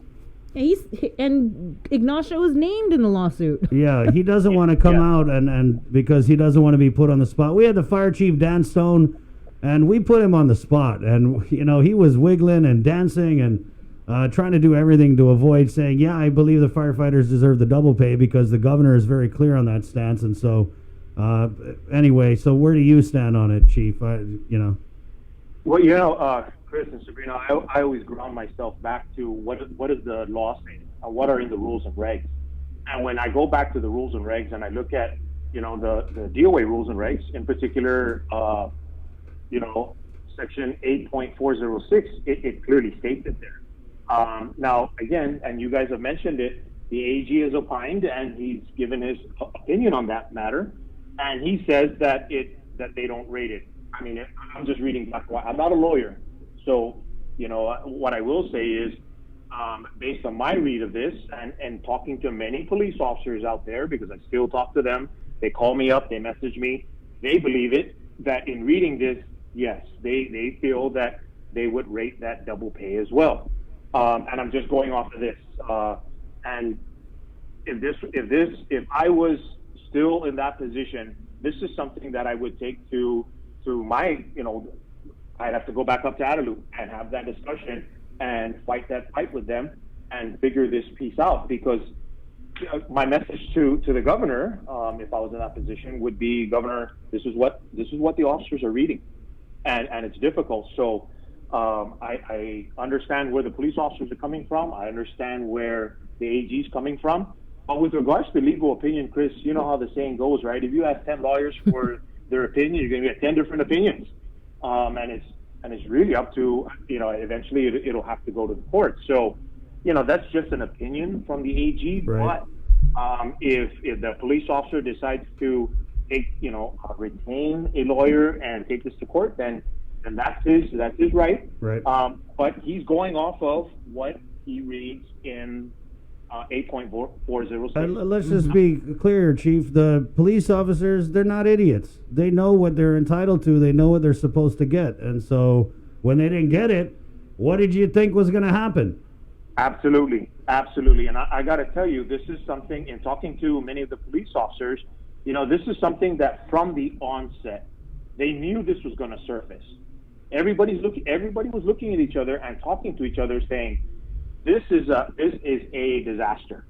And when you read what's in the books, what's in the law, and you read what executive orders are out there, everybody's looking at each other. How does this tie back to what is our hourly wage now? What are we going to get paid as we work through this pandemic? Because we're told we have to work through it. Mm-hmm. And whether it was going to be overtime that they were looking at, and then somebody dug down and saw 8.406 and said, well, no, based on the conditions here and the declaration, it's actually double time.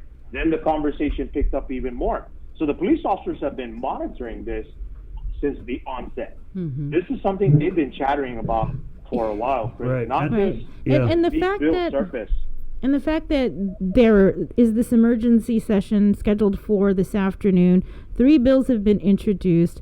Public hearing, no need for that. We're just going to go in and discuss it. And you're talking about all these people that are impacted by this, and they're not even being allowed to talk about any of these bills or provide their input on any of these bills before the legislature. Serena, I wholeheartedly agree. Every bill is supposed to have its day with the public so that the public can give their input. So I agree that the police officers and many of them that have messaged me or called me asking me, what I thought about it. I said, should this bill get it today, you guys got to sound off. You got to let our lawmakers know how you feel. Because guys, in talking to them, I said, guys, we already know what the deal is, right?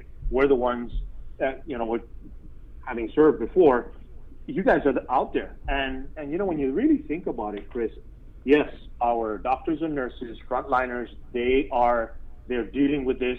They deal with the exposure and so on and so forth. But imagine those police officers and firefighters, and everybody said it. They're the ones truly on that front line. They respond to calls for services. They go into people's homes to deal with the police service that the community needs, and they don't know what they're dealing with. Chief, Chief Ignacio has been a rank and file, officer in blue, so I know that he has. I don't know if he's gotten the double pay, but I'm pretty sure he's very familiar with it. So I wanted to ask, how does it affect the morale of the department when the chief of, whether it's fire or whether it's police or customs or whatever, when the chief isn't actively going to bat for his guys? Well, I'll tell you, from the perspective of senior management, it's going to impact morale. Now, I'm not throwing darts at the chief right now, okay? But what I am saying is, one of the ways that you mitigate issues like that, Chris, is you go down into the rank and file, and you let them know what's going on, or at least you muster your command staff and you let them know what's going on, and then you give directives to take that information down to the lowest level, because that's what's going to address that, so that they know somebody's dealing with this. Now, in a situation as important as this, what I would have done, and I've done this before, and I can say this, I'm just not saying, I'm not armchair quarterbacking this thing. Armchair police chiefing? Armchair police chiefing, right. When I had to deal with 4043, you remember that whole lawsuit thing where they went from 40 hours to 43 hours, and then that lawsuit got slapped on the government of Guam, and the police chief had to pay that out to everybody? Mm-hmm. That was something that was important enough for me to go to all the precincts, bring everybody in at the change of shift, and talk to them about it and say, this is what we're doing. We're looking for the money and blah, blah, blah. Something as serious as this I think, requires management, somebody, the acting police commander, the police chief, somebody to go down there and just explain to the officers, hey guys, this is what we're doing. This is what's happening. This is the situation. I feel, in listening to the officers and getting their messages, that they're kind of just, they're told to work, they go to work, but they don't know what's going on. So that anxiety in their minds is it continues to fester. And that's why they turn to the GFT, they turn to private attorneys to try and figure it out for them, because they don't know what's going on. So I think that, and again, I'm not throwing darts at management. That's not what I'm doing. What I am saying is, when I was the chief, that's how I would have navigated that situation, to be able to let the troops know, here's what's going on. And even absent something serious like this, for me, something I picked up from being in the military, it's always good to do what's called battlefield circulation. You just get out on a regular basis, whether it's once every 6 months, which is when I try to do it, and get out there and just talk to them about the issues they're experiencing. That pays dividends back to management and the chief executive when you want to listen to what's going on. And you don't bring in first-line supervisors, you don't bring in mid-level management. It's just you, somebody to take notes, and the troops, and you hear what's going on. Well, I've seen the pictures, your pictures on Instagram, so I know that you've been out there meeting with the troops. So are you hearing, is that what you're hearing, that they're not, the senior management isn't out there checking on them? Well, I'm hearing that they're wondering what's the deal, what is the situation. Mm-hmm. And many people have put it out there. No memos or anything been sent out? As far as that I've heard of, I haven't heard of anything just yet. And again, I'm not trying to beat up management over there. All I am saying is, as I talk to these folks, they're wondering what's the deal with this and what's the deal with that. Right. So I've asked them, hey, have you guys heard anything? They said, well, chief, we're still waiting for the information to come down. I said, okay, I'm sure the management will put something out at some point. And my message to them is, hey guys, just hang in there. Just do what you need to do. You guys swore, you raised your right hand. This is what we got to do. I understand. I hear what you're saying. At some point, some information will come out, and then you guys will take it from there. Yeah, I don't think you're throwing darts. I mean, I think the shots have already been fired with this lawsuit. So I think you're all right. Just real quick, everybody, hold on, give me a sec here. Hey, we're KUAM FM, Agotnia, Guam. This is the KUAM News containing COVID takeover, Guam's favorite I-94. Good morning to our viewers on KUAM TV 11. On the line right now, we have former police chief J.I. Cruz, who's also running for senator. I wanted to ask you, Chief, because I don't think we have had the chance to ask you, and this is one of my favorite subjects in the whole world, the Mandania Drug Task Force. This Mandania Drug Task Force was maligned, was maltreated, they called it political. Right. And so now I don't know what we're doing to combat the importation of these hard drugs into our island. I don't know what we're doing. I don't know. I've talked to rank and file officers who are just dumbfounded at the decision to dismantle the Mandania Drug Task Force. And I mean, it is what it is. They're very suspicious of that move. And just so we're clear, right, the Mandania Drug Task Force, this was a multi-law enforcement agency task force. So you had people from DOC, from Customs, from GPD, and maybe even some federal counterparts. Is that correct, Chief? And so when this new administration took over, they kind of did away with that. Supposedly the director said, we want our people back. And now this task force, supposedly it's still in place, but it's now just handled over by SIS, right? Was that your understanding? As I understand it, Sabrina, yes, you are correct. It's a multi-agency task force that was put together by an executive order, and it brought together GPD. So it was housed with the Guam Police Department, but it included Guam Customs and Quarantine, Department of Corrections, the Airport Police, the Port Police, and we even had agents from the Drug Enforcement Agency and agents from Homeland Security Investigations. That's part of DHS. And they were all embedded, and they worked together to do street-level interdiction of narcotics on our island. So, that's what it was. Now it's morphed, for lack of a better term, and now it's the Special Investigation Section. And what I'm hearing through the news sources and media, yes, those directors asked for their personnel back, so they sent them back, and so on and so forth. So to your point, what's being done? Again, it's as I understand it, and in talking to some of the officers, SIS is the answer to that. That's the Guam Police Department's response.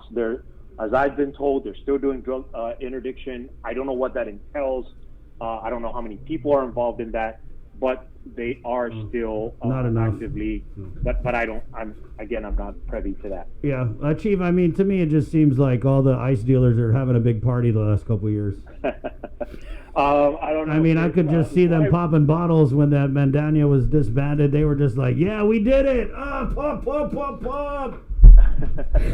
You know what I would tell you, Chris, is that when the resident agent in charge puts out in the media that the going price for a gram of crystal methamphetamine is anywhere between $75 to $100 per gram, back when the MDTF was in place, it was anywhere from $350 to $400 up to even $800 a gram. That kind of tells you that, it's just that law of it's a principle in economics, right? The streets are flooded, and that's why the prices are so low. And again, that's unsolicited from somebody from a federal law enforcement agency. So, and that's not my words. That's a federal law enforcement agency saying this is the deal. And when they talk to people out there, they go out there and they do their work. That's what they're seeing. So, again, is it because of the disbandment of the MDTF? I'm not saying it is. I'm not saying it Chief, isn't. I mean, what's different, right? What's different is there's no Mandania Drug Task Force. And just with Mandania, do they go through specialized training or get certifications to be on Mandania, or do they bring to the table these special certifications? What happens is each officer that's going to be part of that task force is screened. When I was there, I made sure that we go through and we do a check and we ensure that the officer is fit for that kind of duty. So we kind of do a check, make sure everything's straight, and then we do put them through a gamut of some basic narcotics investigation, and we get them up to speed. Because when you conduct narcotics investigations, obviously it's a whole new different type of investigating crimes. So they do bring to the table special skill sets that make them good narcotics officers, and then we build on top of that. When I was there, whenever funding was available through asset forfeiture funds, we would send people off to get some of this more specialized training. So we kind of built that so that we were getting the right person in there with the right skill sets, with the right training and education to be able to go in there and do drug interdiction. So those are the kinds of things that we were taking a look at to make sure that the people, the officers in the task force were suited for that. And that's what we did to build that. Do you know if the people that are in the SIS have that sort of training and background? Again, Sabrina, I don't know who's in the SIS. Yeah, I don't either. They could possibly. More than likely, I would assume that it would be prudent to assume that they did due diligence to make sure that those officers that are there are suited for that, and that they can go forth and do that, because it's very interesting. It's challenging work. It's a different kind of police work that you would do when it comes to narcotics investigations.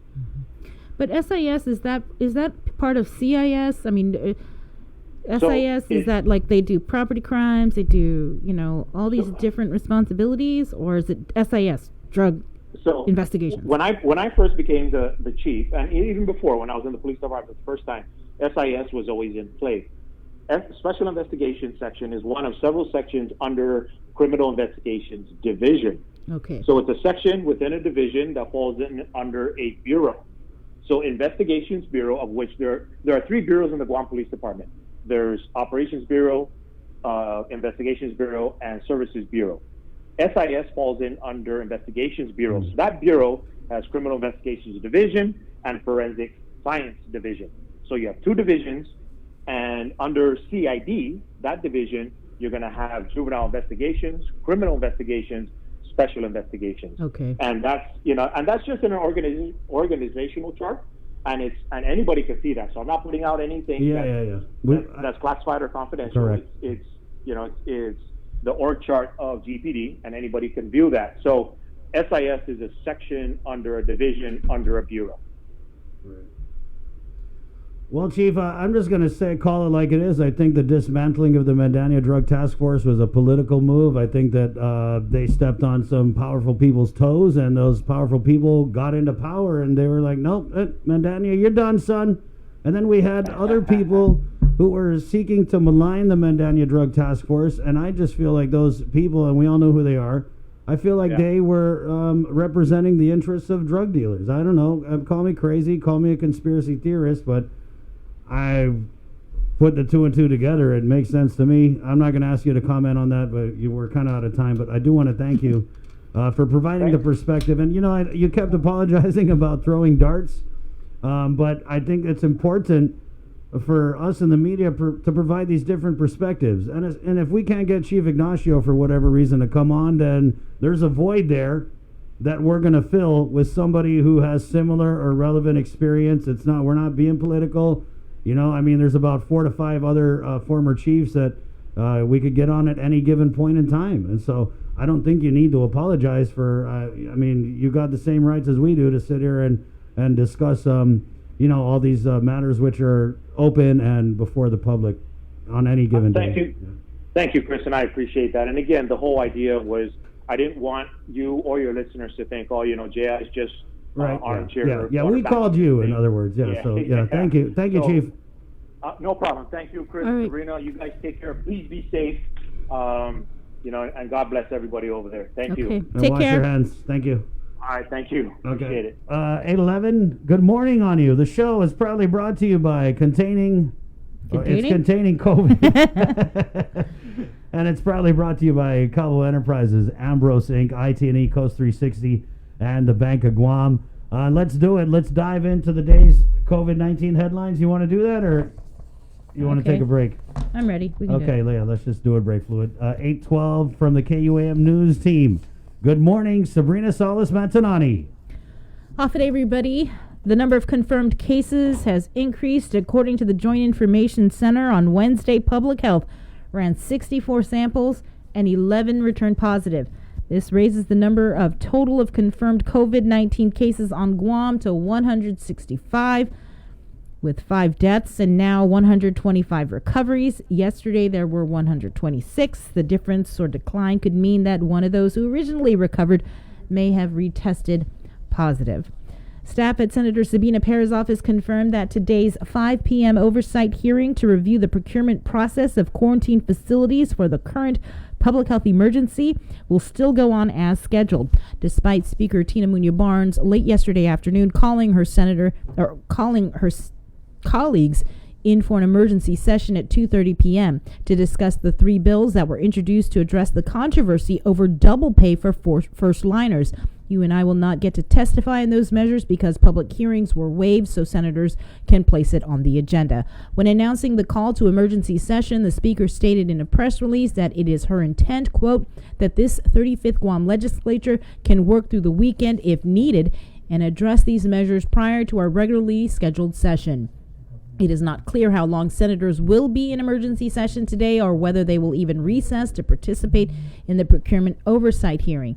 As we reported, several contracts went unsigned by Civil Defense Administrator Charles Esteves, OCD Certifying Officer Marie Kenga, BBMR Director Lester Carlson, Attorney General Levin Camacho, and Governor Lulian Guerrero. According to emails obtained by KUAM via FOIA, the governor's legal counsel Haig Hyun led the negotiations to secure contracts for the hotel isolation facilities with the intent to be reimbursed by FEMA.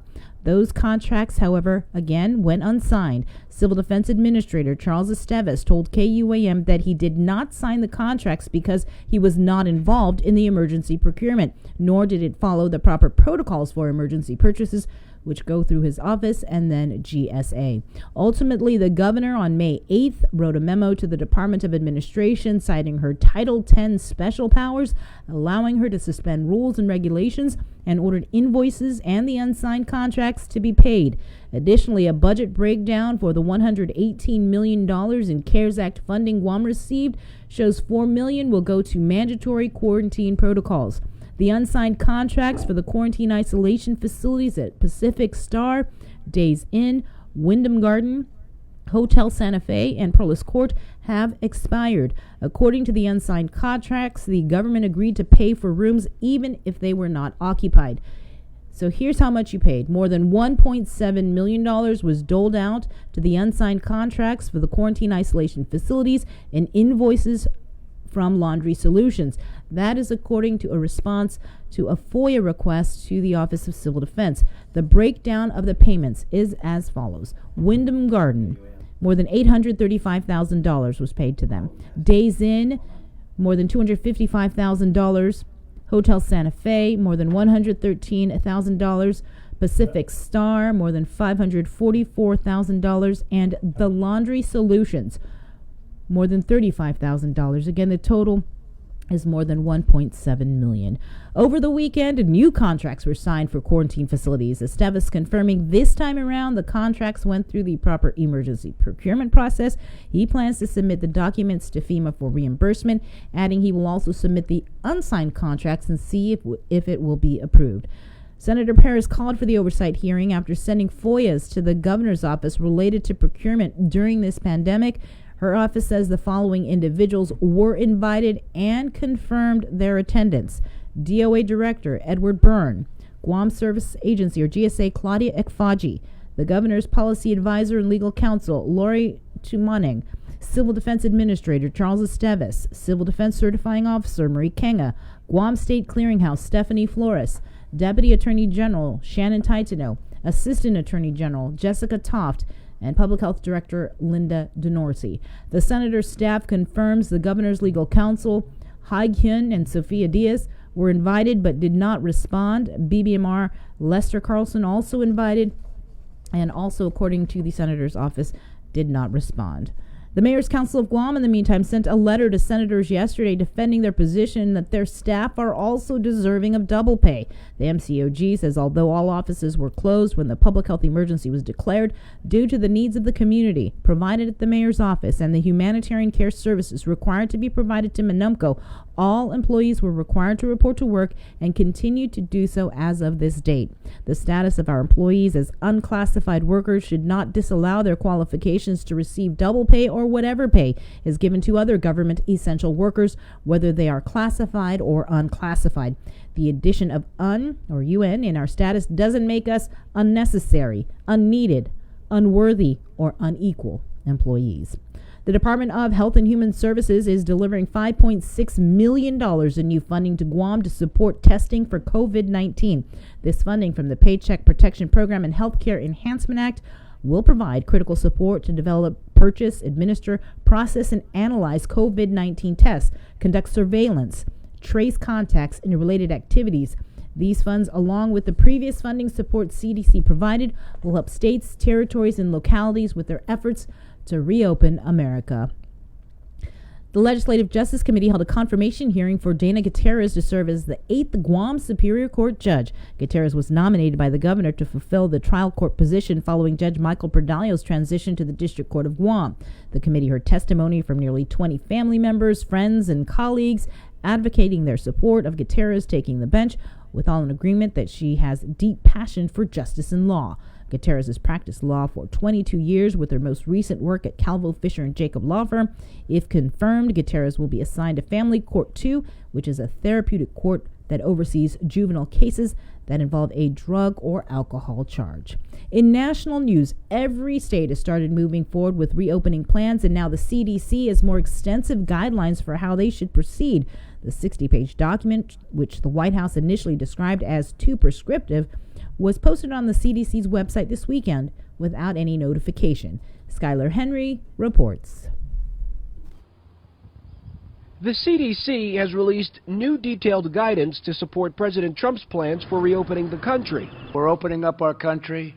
We're opening it up very fast. The 60-page guidelines lay out a roadmap for reopening schools, businesses, restaurants and bars, youth programs and camps, child care programs, and mass transit. The guidelines call for maintaining 6 feet social distancing, regular hand washing, and protecting people who are the most vulnerable. We'd like for them to look at these guidelines, but you can't be overly prescriptive. Not every state and every county and every jurisdiction has the same infection rate. President Trump says the large number of positive cases in the U.S. shows there are enough tests currently available. If we were testing 1 million people instead of 14 million people, we would have far fewer cases, right? So I view it as a badge of honor. The shutdown has pushed 36 million Americans onto the unemployment rolls, and President Trump was asked about his plan to get those people back to work. Why haven't you announced a plan to get 36 million unemployed Americans back to work? You're overseeing historic economic despair. What's the delay? Where's the plan? I think we've announced a plan. We're opening up our country. Just a rude person you are. Congress boosted unemployment benefits by $600 a week. But that expires this summer, and Democrats want to extend the benefit through the end of the year. Do we honestly believe the unemployment crisis with 36 million unemployed Americans will be behind us by the end of July? I wish that were the case. Senate Republicans say they are concerned the bigger unemployment checks create less of an incentive for people to go back to work. Skyler Henry, CBS News, the White House. Washington Post reports President Trump expressed opposition to extending unemployment benefits during a lunch with Senate Republicans Tuesday afternoon. And in your Banking 671 report, banks are assisting with check cashing for the release of the stimulus checks in anticipation that residents will be receiving them. The Guam Bankers Association members are collaborating to assist the community in check cashing in order to adhere to social distancing measures.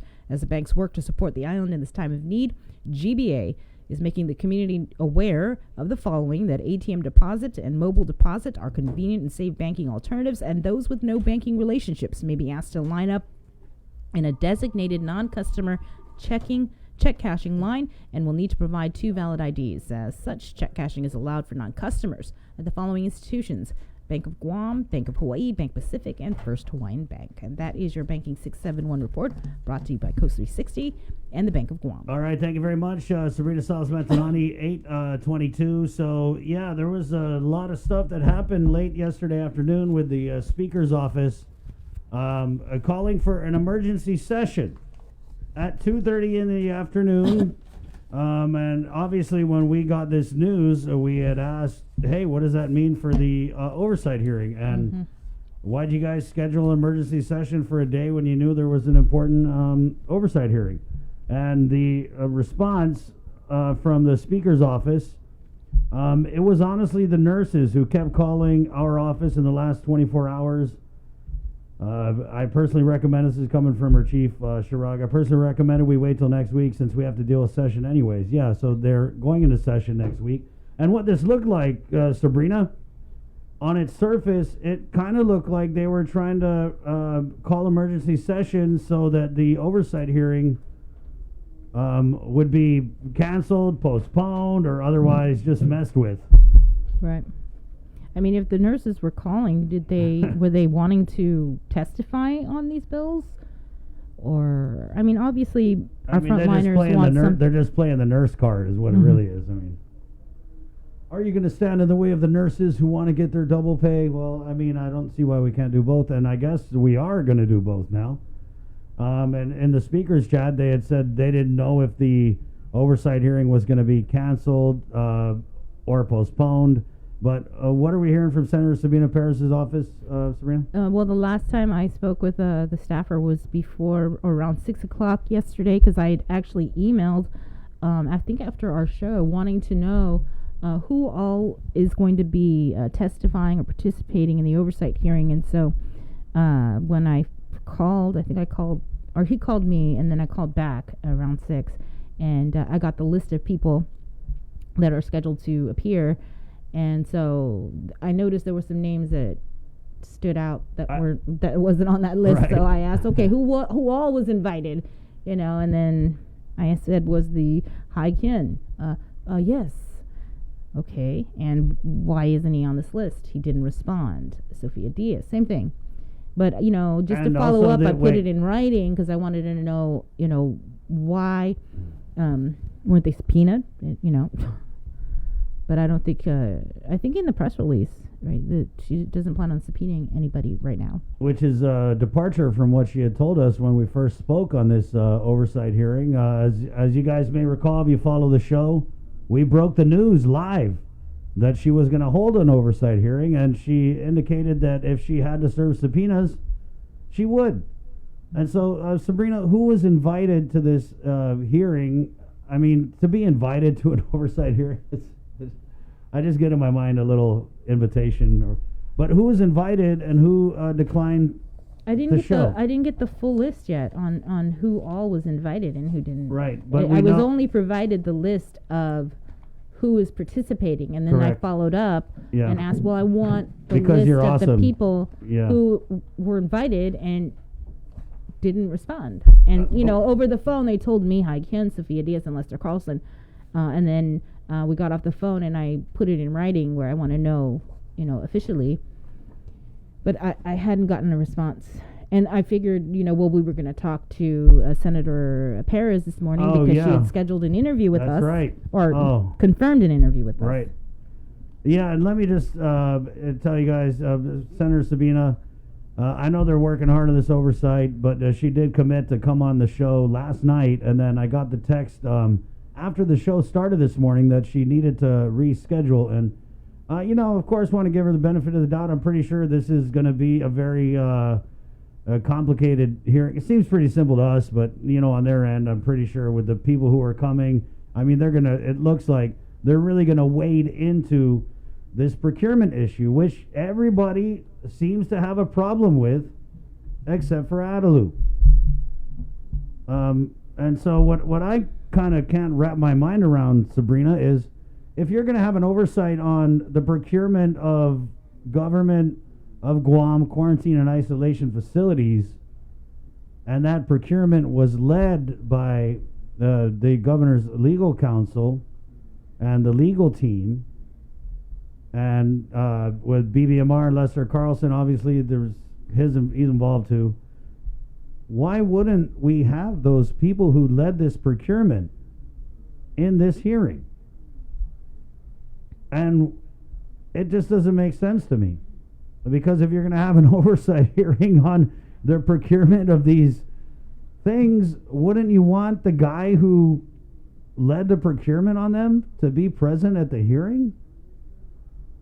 I mean, No, I agree. Am I out of line? I mean, I read the email. Am I out of line, though? You're not out of line. Okay, because I want to make sure I'm not out of line, because it kind of seems... It seems... Basic is not even the right... It's just common sense.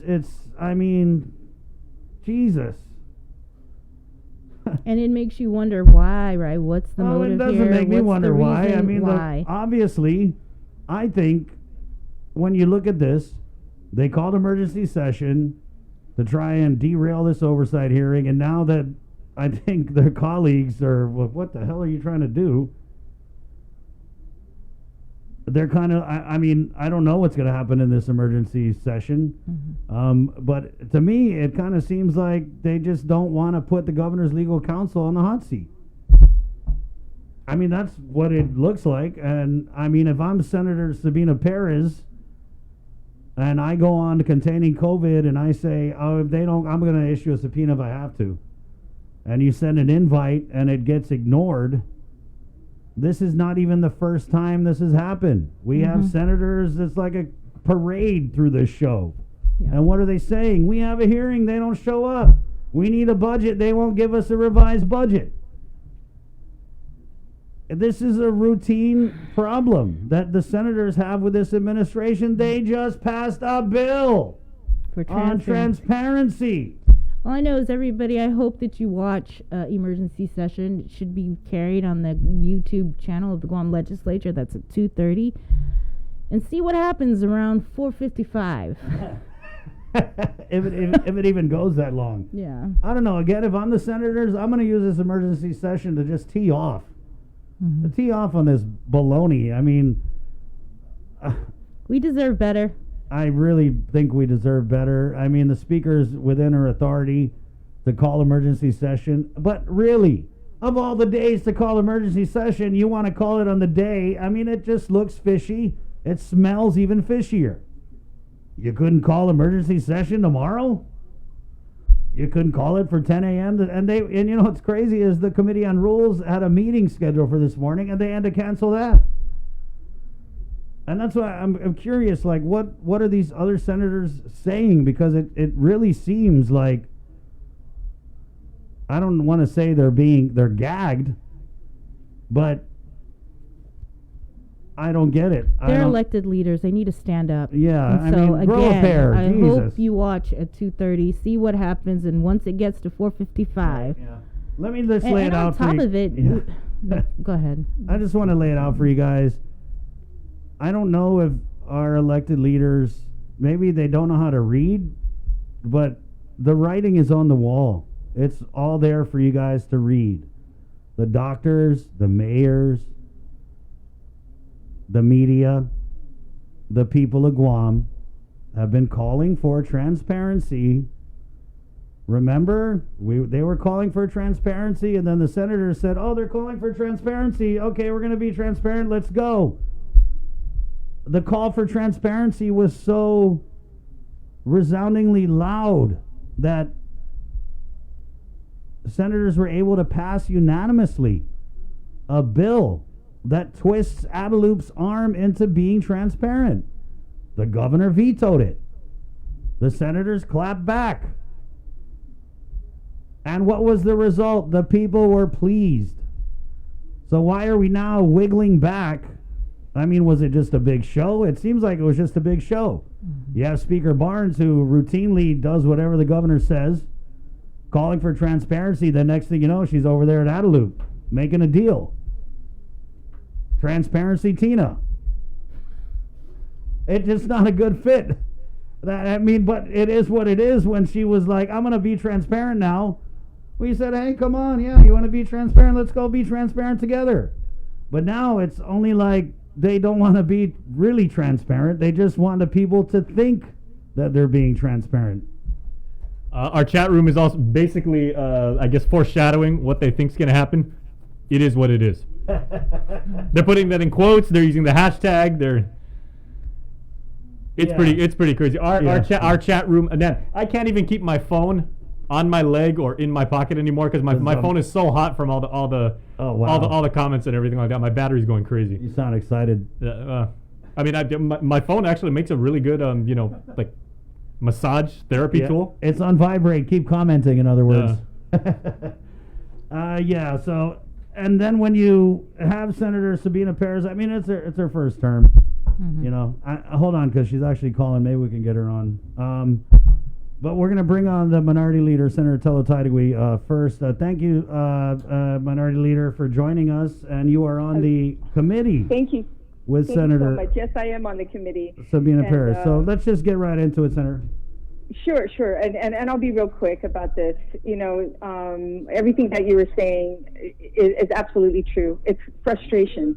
The minority is feeling the same way, and common sense seems to be most uncommon here in the legislature. But I hope that you realize that the Republicans are not going to stand for what's been going on, the lack of transparency, and this wishy-washy changing your mind and not setting a course that is obviously including the public to be a part of. Now, I haven't seen any notices other than the cancellation of Committee on Rules and the rescheduling of session to June 1st, from Tuesday next week to June 26th, I think, to June 1st. Mm-hmm. There's been no cancellations for this procurement, and I'm ready to stand to write another letter to Senator Sabina Perez to ask her what is her intention. Now, as far as anybody showing up at these public hearings, we have the authority to subpoena. This is the opportunity. And you know, I love Sabina. I mean, if there's anybody who I'd like to listen to on the radio, it's Sabina, because she doesn't reiterate what everybody has been saying and saying. It's like dead air. Yeah. It's totally dead air. Let's talk about how important this is, you know, yada, yada. And she gets straight to the point. She answers it. I mean, I know it's not great for talk radio, but it's definitely for someone like me who just gets straight to the point. Right. And this is what we're going to do. Right, Senator. And so Senator Perez just called me on the cell, and we're going to clear one of the lines and bring her on. Absolutely. Right now she's priority because I want to hear what she has to say as well. But we also want to hear what you have to say, and I just kind of feel like, do we really need to reiterate to you guys that the people of Guam want you to stand your ground? Well, it's obviously not the Republican side because we're pushing it. Those who are putting these committee chairs together, yes. I mean, what does it take? Well, what I'm happy about is the public. The community is coming together and demanding. I mean, I'm telling you, there's one good thing that came out of this whole coronavirus where everybody stopped and paused. So continue that, out there. Continue to reach out to your senators, those who we need to keep accountable and to, to provide the information we're all looking for. Common sense is most uncommon, people. Let's go back to that. And it seems that if you use common sense, it's a lot easier to catch those lying. So how would it work, Senator? Because we haven't talked to Senator Perez yet, but you guys go into session at 2:30. There's no public hearing on any of these bills regarding double pay. And then right before 5 o'clock, would somebody have to call a recess so that we could go into the oversight hearing? And then there would be a debate on it? Yeah, I think we just lost Senator Tidegui. Okay. Well, we're going to get Senator Sabina, and hopefully we get the minority leader back on. We'll take a little break, and I'm going to get these guys at 8:35. KUAM News Takeover, Guam's favorite, containing COVID, continues in just a moment. Keeping you informed, KUAM News brings you Banking 671, brought to you by the Bank of Guam, the People's Bank, and Coast 360 Federal Credit Union. Together, we thrive. KUAM News COVID-19 TakeOver on I-94 FM is presented locally by Ambrose Inc. GU Self-Storage, conveniently located near the Harmon McDonald's. We offer affordable rates, online payments, and auto bill pay for your convenience. Plus gate access daily from 6 a.m. to 9 p.m. Call us today at 648-7867 for more information. With the new challenges we're all facing, First Hawaiian Bank wants to make sure you have access to your financial world. With FHB Online and our mobile app, we hope to make banking the least of your worries. Senator Sabina Perez, Democrat, the Oversight Chair of the Legislative Committee on Procurement. I guess, first of all, Senator, thanks for joining us. Is the Oversight hearing set for 5 p.m. still a go? I'm still going ahead as planned. So regarding the emergency session, it's even though the emergency session was called, I'm still going to plan as if it's going to take place. I was very surprised by the announcement of the emergency session, and considering that the bills before the body were not even heard, and they're all competing bills. In speaking to the speaker, I basically requested a recess for my oversight hearing, and it was not granted. And so I'm Wait. What do you mean it was not granted? She was not willing to go along with granting of a recess. Did she say why? Oversight. She felt that the 3 bills, or 4 bills now, up for discussion, was an emergency, required immediate attention. And considering that recesses have been granted in the past during session, I thought it was a reasonable request to have recess for the oversight.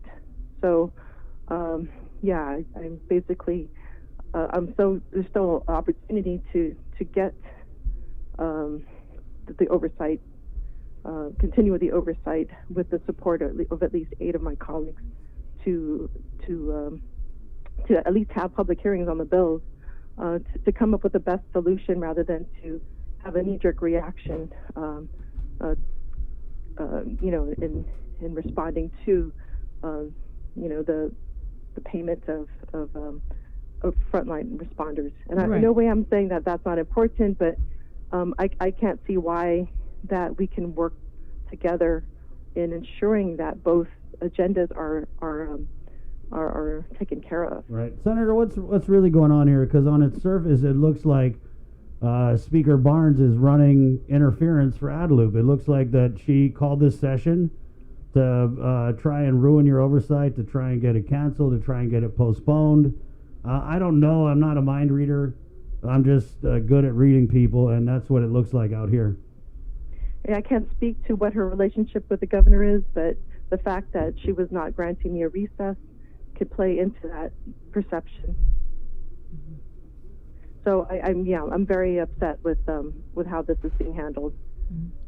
Yeah, it's almost like, oh, I've got this big issue with the nurses and the frontliners, and I'm going to use this as an excuse to make sure that this oversight hearing doesn't happen, at least tomorrow. I mean, today. It really is just... Yeah, and... It's questionable. Yes, I agree with that. And basically, the only thing that she can offer me was that once they're done with all the deliberations, and then I can go into my oversight hearing, and that really does a disservice to the planning that has taken place and the people that have agreed to be present. Right, and let's go into that, the people who have agreed to be present. What about the people who aren't going to be present? What can you tell us about the Governor's Legal Counsel, the Governor's Legal Team, BBMR, Lester Carlson, and... Was the AG invited? The AG's office was invited. They do have 2 members coming. Right now, what about the Attorney General, Levin Camacho? Was he invited? Yes, he was invited, as well as Jessica Toft, but Jessica Toft and Shannon Taitunoa will be present. Why isn't the Attorney General going to be present? Did he provide a reason, or did he bother to respond? I'd have to double check with that, my office, what the responses were. And we talked about this a little while ago, but it kind of seems like if you're going to have an oversight on the procurement of the GovGuam hotel quarantine and isolation facilities, that maybe you might want to have the guy who led the procurement effort, the Governor's Legal Counsel, Hai Hyun, present. What can you tell us about why nobody is anybody from the Governor's Legal Counsel team showing up? And if so, why aren't we getting the guy who called all the shots? I mean, it's just kind of a no-brainer, Senator. Yes, so that is the option that I can use, is subpoena if they do not show.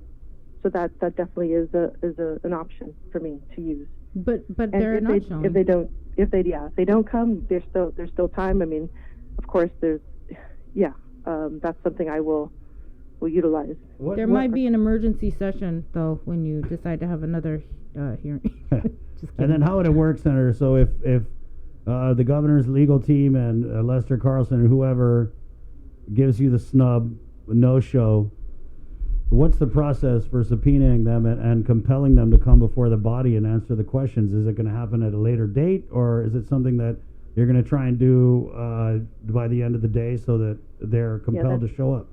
That's something I'm working on. Mm-hmm. Okay, so just so I'm clear, AG Levin Camacho, invited, no show. Lester Carlson, BBMR, invited, no show. Hai Hyun, invited, no show. Sophia Diaz, invited, no show. Who else? June Borja. The other one. Who's June Borja? She's the ASO. She's the procurement officer for the governor's office. Okay. So you FOIA'd for all of these unsigned contracts, invoices, which we posted on our website, and I think it's up on the legislature's website. You've had the opportunity to review them.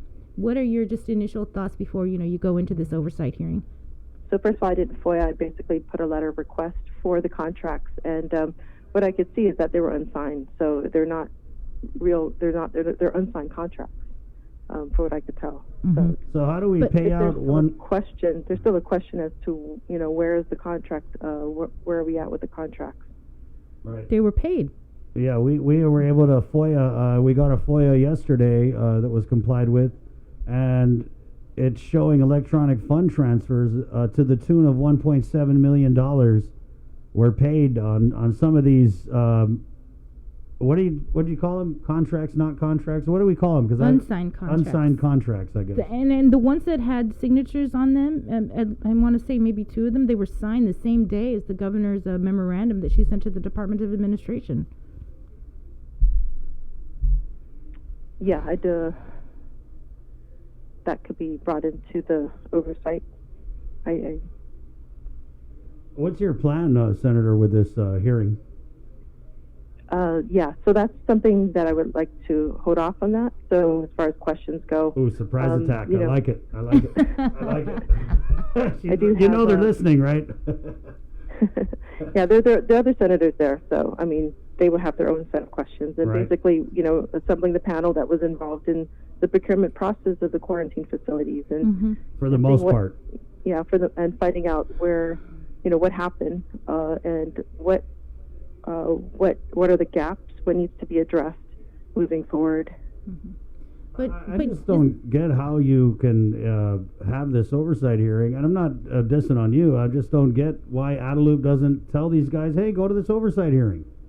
I really don't get it. I mean, the governor's legal counsel is getting paid over $120,000 a year in salary alone. I mean, the Sophia Diaz up there too. I just feel like these people are more than justly compensated to show up and answer questions about the work that they do as public employees. You're not a private lawyer anymore. You're working for the people of Guam. And I don't know if it's maybe there's an adjustment process that they need to get their head wrapped around that, but I don't. If there's nothing to hide, if there was no wrongdoing, then go. I don't see what's the problem with showing up. Or even if there is something to hide and there was wrongdoing, show up and lie. Just show up.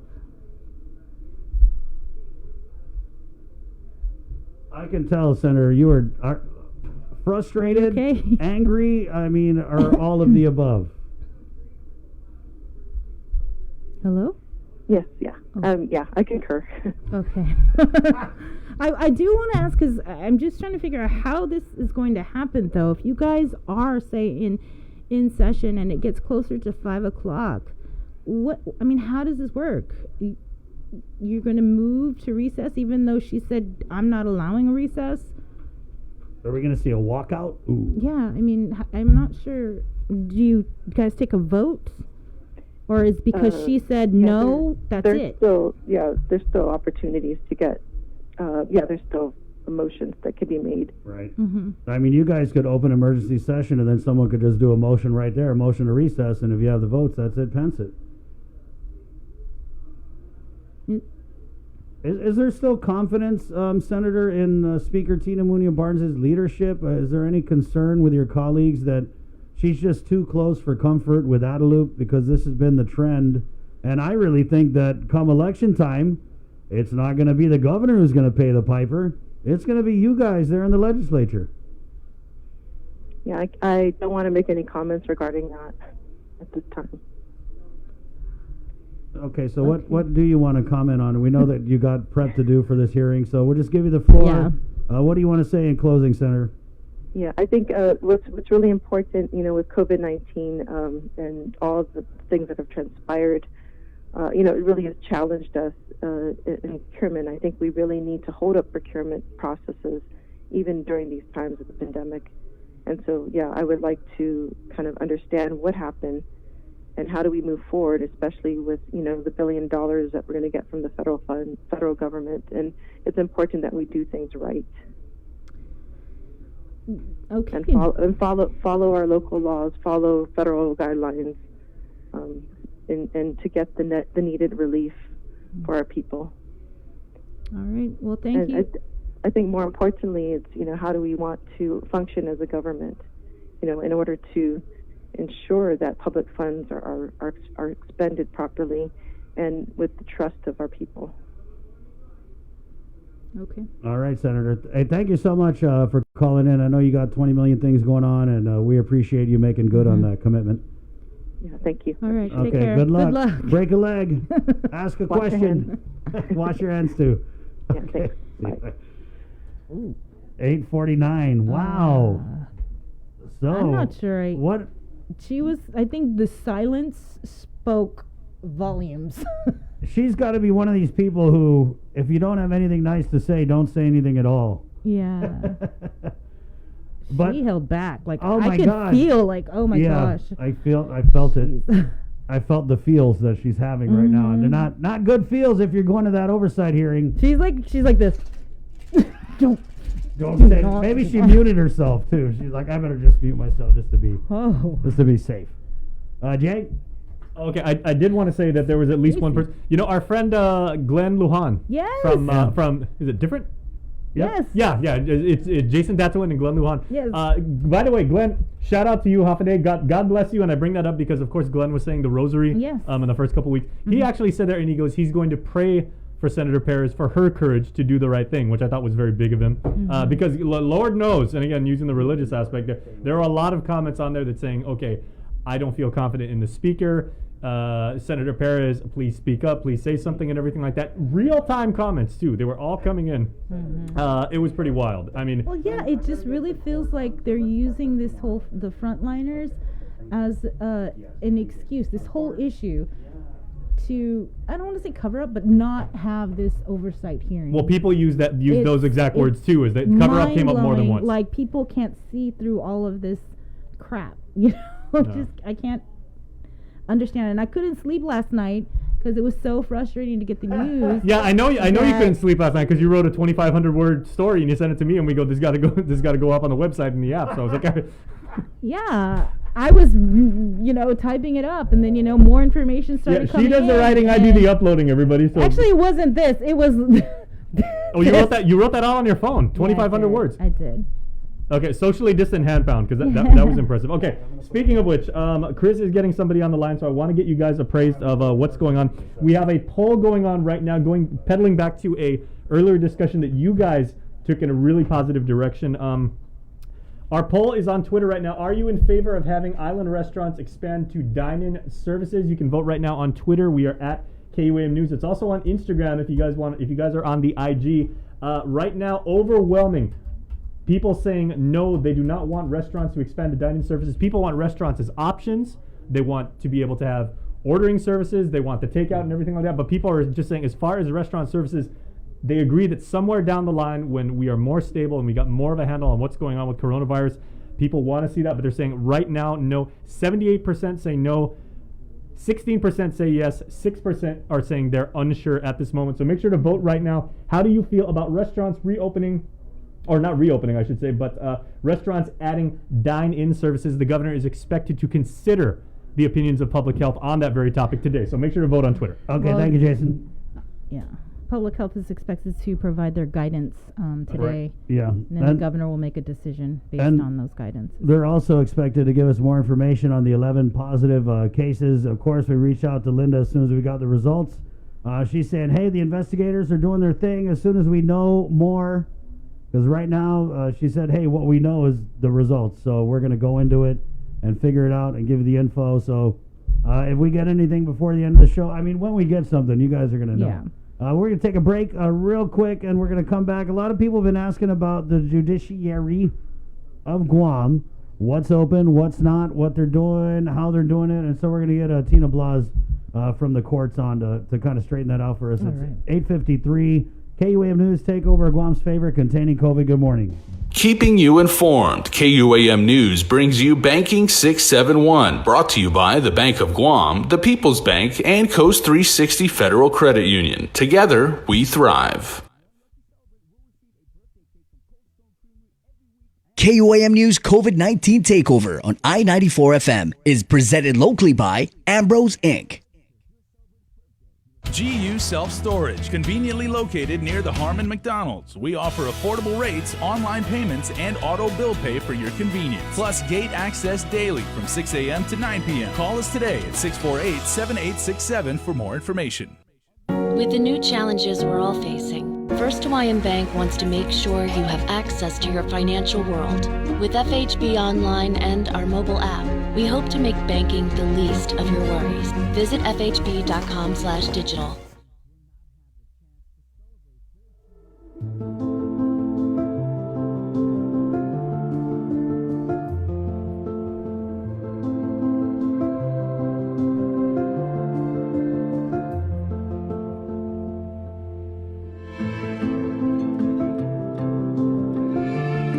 Be healthy.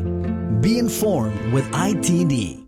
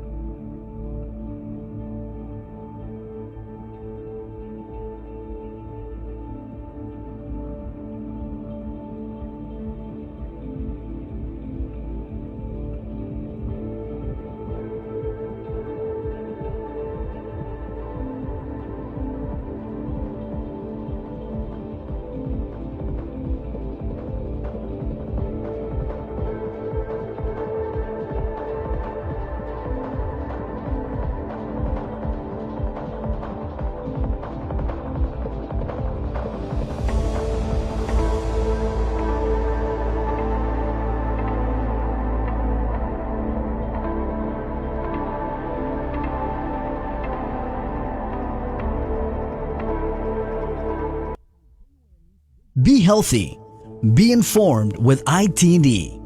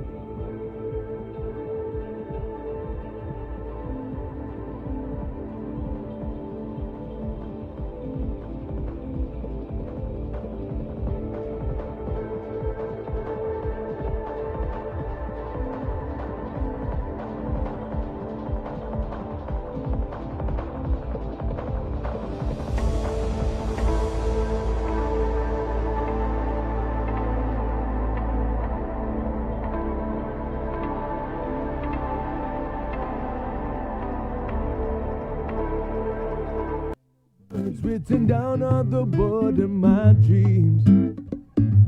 This is a complicated line with too much rhyme and sound, it seems. Good morning. You seem to love when I, wow. Love when I sing, the troubles do. The troubles do sing. 9 o'clock, or KUAM FM, Agania Guam. Trying to squeeze as much as we can into this last hour of the show. So let's get right to it. A little bit of Jason J right here. The show proudly brought to you by Ambrose Inc., Coast 360, IT&E, Calvo Enterprises, and the Bank of Guam. Let's go over to the courts now with Tina Blas, the PIO for the Judiciary of Guam. Thank you for joining us, Tina. Hi, Tina. Hi, Chris. Hi, Sabrina. Can you guys hear me? Yes, loud and clear. Okay. Not muted or anything. No. Easy. How are you guys? We're doing good. We just don't want to get you in trouble. So. Don't laugh at anything you're not supposed to laugh at. Well, let's just get right to it. What Yeah. services, let's start with the in Agania. What services are offered there, and what are the rules to go into the court? So, as of now, the judiciary has, we've always been open to provide services to the public, and we've expanded some online services, but as of right now, our limited in-person services are being provided for business-related transaction at the Northern Court Satellite. Okay. So, I think you guys know, those hours are 10 a.m. to 3 p.m. Monday through Friday, but our latest administrative order, the one that I most recently sent out, that one really sets forth specifically the types of services we've been providing in Agania, like including the remote hearings in cases like the magistrate hearings, bail, pretrial, and probation. And of course, our Supreme Court appellate arguments are also now being heard via video conferencing.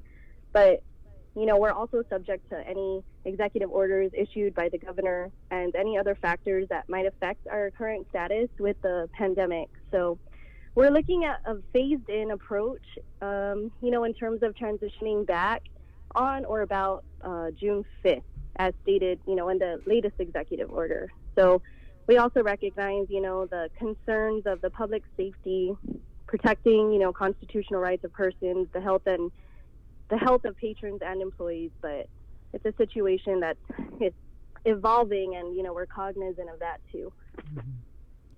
So I can go to the Ganya courthouse, and what can I do? So as of right now, can I get a court clearance? So the court clearances, actually, Oh, the court in Dedido? clearances, traffic clearances, yeah, for in person, you can get them in. You can request for them in Dedido, but you can also request for them via email.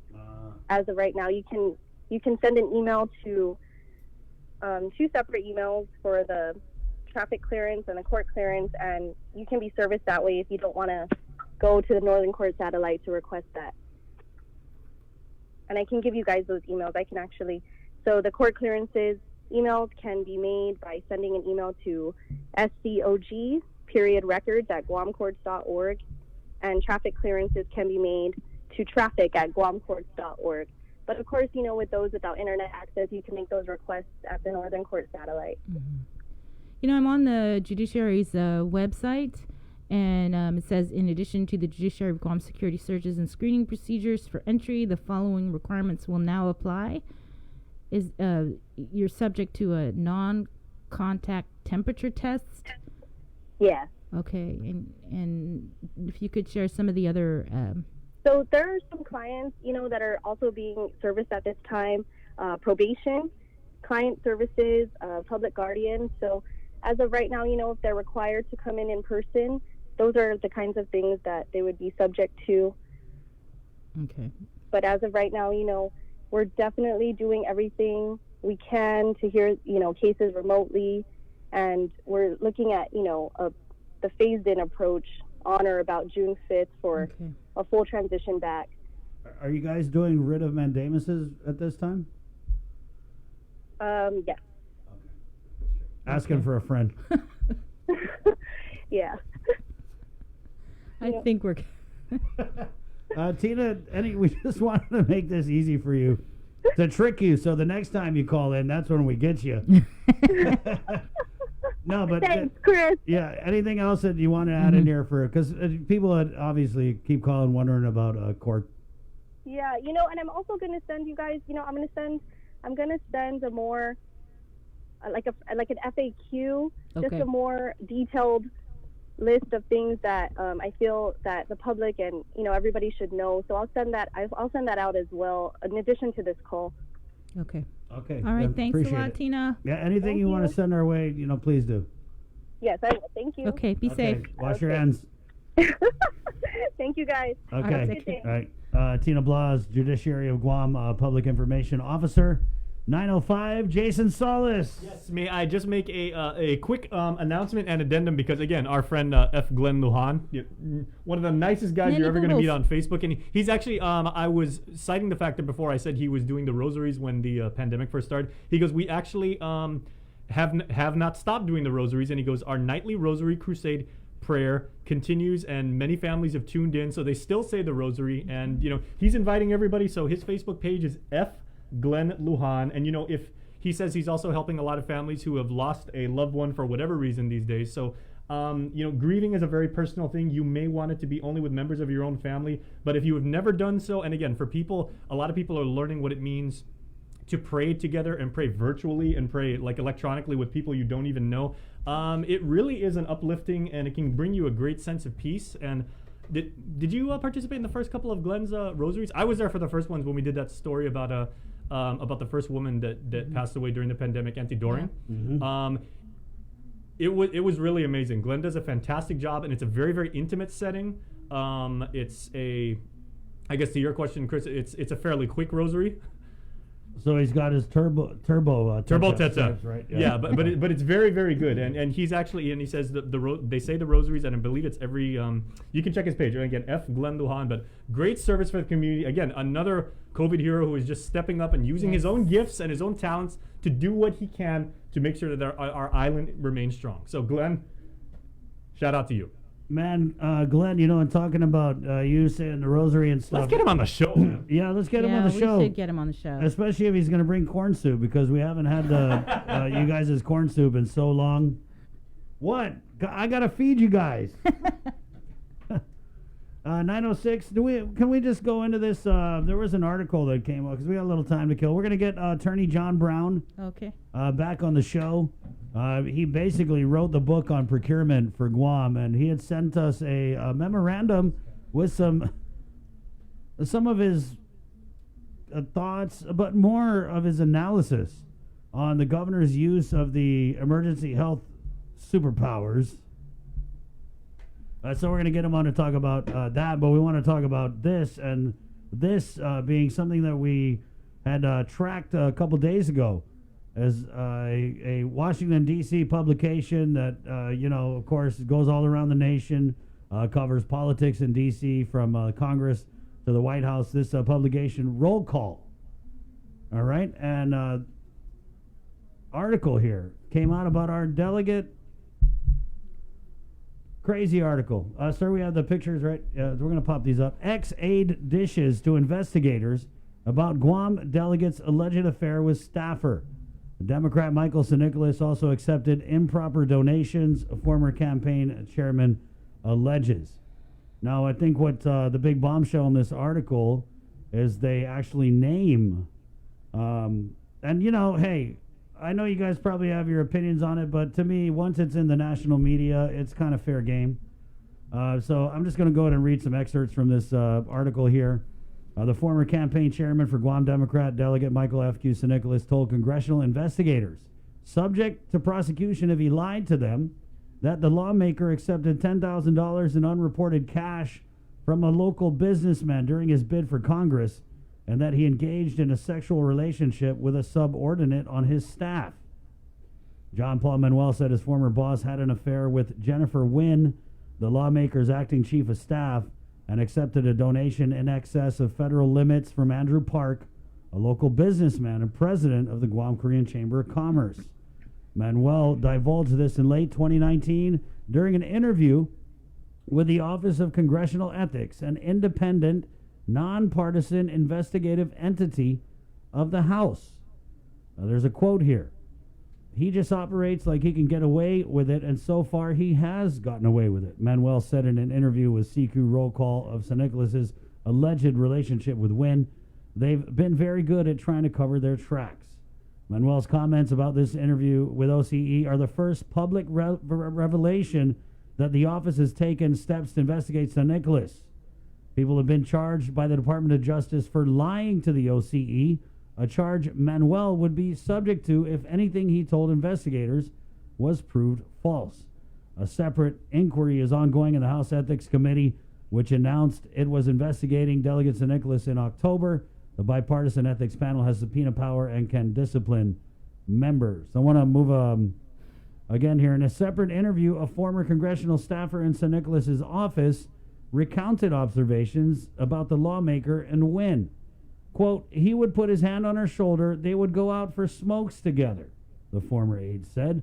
It just didn't seem like a very professional relationship. I felt really uncomfortable with the idea of working with someone who was having an affair with a staffer. And we put the article up on the comments if you guys want to check it out. But I want to fast forward a little bit here to a section of the article that talks about naps and missed votes. This is kind of funny. And I heard this about him as a senator, that he liked to take naps on the clock. Since being sworn into Congress, St. Nicholas has missed over half the votes he was eligible to cast. He has cast 156 out of 316 total opportunities to vote. This includes committee votes and amendments on the floor. As a delegate, he's not eligible to vote on final passage of legislation on the House floor. The average voting record among House Democrats is 97%. Only Delegate Amata Coleman Radewagen has missed more votes. The American Samoa Republican has only cast 71 votes out of 316. He would take naps in his office instead of going to votes, a former staffer told CQ Roll Call. When St. Nicholas was expected at a committee hearing and didn't show, they found him taking a nap on his couch. He didn't show up at all, the former aide said. So, yeah, you guys, we put that up there in the comments if you want to check it out. And I wanted to just, because I know that people had made the argument when this first came out. And, again, we haven't really heard anything. I mean, I've reached out to St. Nicholas's former staffers, and they told me that they were forced to sign non-disclosure agreements, which if you look at some of the hanky-panky that's being alleged in this article, no wonder they got to sign non-disclosure agreements. Because, and I had one former staffer tell me that he didn't want to do an interview because he felt threatened that Congressman St. Nicholas would sue him if he went public with any of the information. So on the media side, we've been doing our part trying to bring you this story, but really there was no way to bring it to you until something happened over in Washington, D.C. And clearly with J.P. Manuel's, testimony with these investigators, this media outlet nationally was able to get a hold of him and do the interview, and now here we are. But I want to address the argument that was made when this first came out, and you saw it in the comments. People would be like, oh, who cares? That's his personal life, as long as he's doing the job. But is he really doing the job? If you look at the voting record, it's atrocious. It's terrible. I mean, he had said, and he had addressed his voting record, that he was going to work to improve it. It doesn't look like that has happened. He hasn't been to Guam during the course of this pandemic. And if you follow him on social media, you can see that basically what he's doing is he either A, reshares local media stories about himself, or B, appears to take credit for things that the Congress does that we're not even sure he was involved in. And so I just really wanted to go and address that argument that, it is what it is. I know a lot of people are going to say, hey, if he has a checkmate, he has a checkmate. But then there's also the thing about the campaign donations, which is something that, we try to track it. It's really hard. Congressman St. Nicholas does not respond to us. I'm pretty sure us talking about this article, which is going all over the world. This is not some little college newspaper. This is a major media outlet.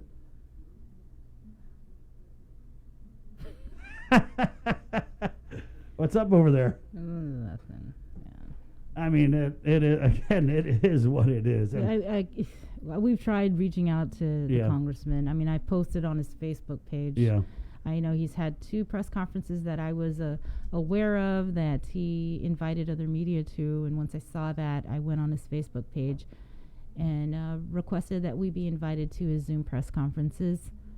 I've even called his office requesting. I've messaged his one of his staffers, Tomas Calvo, asking that we be invited. It's to me, it's just no ridiculous. Response, I mean, and whatsoever. The double standard, really, because let's just be clear. Delegate Michael St. Nicholas is a social media darling. He's like the boy of a lot of people's social media world. I mean, he does all of his. He does so much on social media. And so I think it's interesting. The governor can come out and do something, and she just gets reamed by it. But the congressman will come out and say something, and people just love it. And it is what it is. A lot of people just are willing to accept whatever the congressman does or doesn't do. Mm-hmm. Okay, so I just wanted to jump in there. Right on, yeah. No, I just want to jump in there, Chris, because you're talking about like the social media and the online world. Right, I mean, right, that's my world, right? Right. But remember, we did the day after the last election, we did a podcast, and we're on the other side of the building, but we said we actually credited the fact that Mike St. Nicholas has always been so social media savvy. At the time, he did the unthinkable, and he unseated an 8-term incumbent congressional delegate. Right. I mean, a lot of people still believe that was like a massive Upset. win for him. But yeah, to your point and everything like that, social media has always been like his strength. Mm-hmm. Yeah. But now to your point, I guess to my point, I would say there's a whole other world outside of social media. Yeah. Which includes what we like to call traditional media. Mm-hmm. And we've covered this story way back when. Yeah. And I think he issued a response on Facebook, blaming it or saying there was like a conspiracy, right, by the local government, the Democrats. And then he said something like the FBI was investigating it, which are they really even investigating it? Mm-hmm. And to me, that's where the strength of Congressman St. Nicholas lies, in that he will not allow himself to be accessible to media that doesn't kiss his ass. That's it. That's really what it is. And I mean, I found it extremely offensive that last week when I again requested on his Facebook page to be invited to the Zoom conference, because, you know, the headline or his post was, "I've invited legitimate media." Right, yeah. And obviously you see that, and I'm like, oh, okay. I want to be invited to the Zoom conference. Dude, we are legitimate. We're I don't know very what you're talking legitimate. about. And then it was no response. And then the press conference happens. But then I had no idea that the first few minutes was for him to give his spiel about what he meant by legitimate media. Yeah, and so he basically, and the whole reason why, according to Congressman St. Nicholas himself, and I put it on my Facebook, we did a little mashup video. It's on my Facebook. Congressman St. Nicholas said he didn't invite, well, he didn't say he didn't invite KUAM. He actually didn't even mention us, but he implied, and we're able to deduce that. Of course, he's talking about us. Only two media weren't invited, us and the PDN, right? And I feel like we're both, I mean, I want to say any media on Guam that's trying to do what it believes is the best job that they can do to inform their consumers, that they're legit. I mean, media is legit. And I just felt like Congressman St. Nicholas was trying to pit us against other media, and like, for what? That's so petty.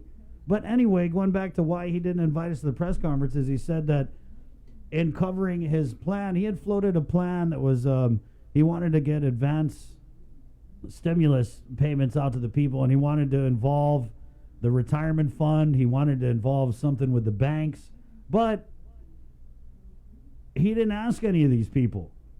He didn't say, hey, retirement fund, I got this plan. Let's use some of your money, and we're going to cut these checks, and then Gita's going to do a promissory. I don't even, the details of it were just so sketchy. And we weren't invited again. And we weren't invited to that press conference either. And you know what's crazy is, like, we're always asking to be invited because we want to bring what the congressman has to say to you guys, regardless of how he's treated us in the past. I mean, just regardless. We're a media outlet. We're a legitimate media outlet with a huge audience, and he's an elected delegate to Congress. Of course we want to bring you his press conference. Of course we do. So he was so butthurt about the retirement fund. I mean, they didn't just reject his plan. They threw it out, ran it over, backed up, ran it over it again, took out the shovel, beat it on its head. And begged that he didn't touch that. They begged Congressman St. Nicholas to not touch the retirement fund. And he took such offense to that was the justification he used to keep us out of his press conference. Which to me, it's like, are you a grown-up congressman or not? You know what I mean? People elected you to an office, and it wasn't just your Facebook fans who elected you. I feel like it's kind of basic that you need to be A, accessible, B, transparent, C, accountable. It's kind of a no-brainer. D, get over yourself. And D, just get over yourself. I mean, really, like, and we have tried everything. I've tried reaching out to third parties. I've tried reaching out to mutual acquaintances. I've tried reaching out to the Republican Party's Juan Carlos Benitez, who, you know, Congressman St. Nicholas, he might be rubbing elbows with these House Democrats in the House, but on Guam, he is a Republican all the way. He praises the Republicans. He works with the Republicans. He gets advised by the Republicans. And so we did ask Juan Carlos Benitez, hey, can you go to the congressman and can you just tell him, let's just start over. Whatever it is, let's just start over. We're in the middle of a pandemic. The congressman is over there, you know, I guess working with the federal government, and we want to bring that to the people and let him have the floor, let him talk. Yeah, we're going to ask him some questions. We ask everybody questions. And that's the other thing. Every other elected official on this island is willing to stand in and be asked questions. Every single one. The governor has called this show. Lord knows we've been critical of her and her decisions, but she's still called. The lieutenant governor calls. The senators call. The mayors call. They all engage with KUAM. They all recognize KUAM as a legitimate media. And so we had asked Juan Carlos Benitez, please go to the congressman, tell him that whatever it is, I'll take responsibility. You want me to say sorry? I'll say sorry. Let's just get you on here. We'll give you the platform. Let's speak to the people. The answer that he got was, don't get in the middle. Which is, to me, it's just so petty. It's disgraceful. It really is. Coming from a guy who's supposed to be representing the whole island, it's just, I can't even. His literally way or can't the even. highway. Okay. There is a comment that kind of like encapsulates everything you kind of said, and like about the role of the media. And San SP comments, they don't want to invite Team KUM because y'all call them out on everything. But we don't do hatchet jobs here. We don't do character assassination. We don't headhunt. We hold our elected, especially our elected leaders, accountable.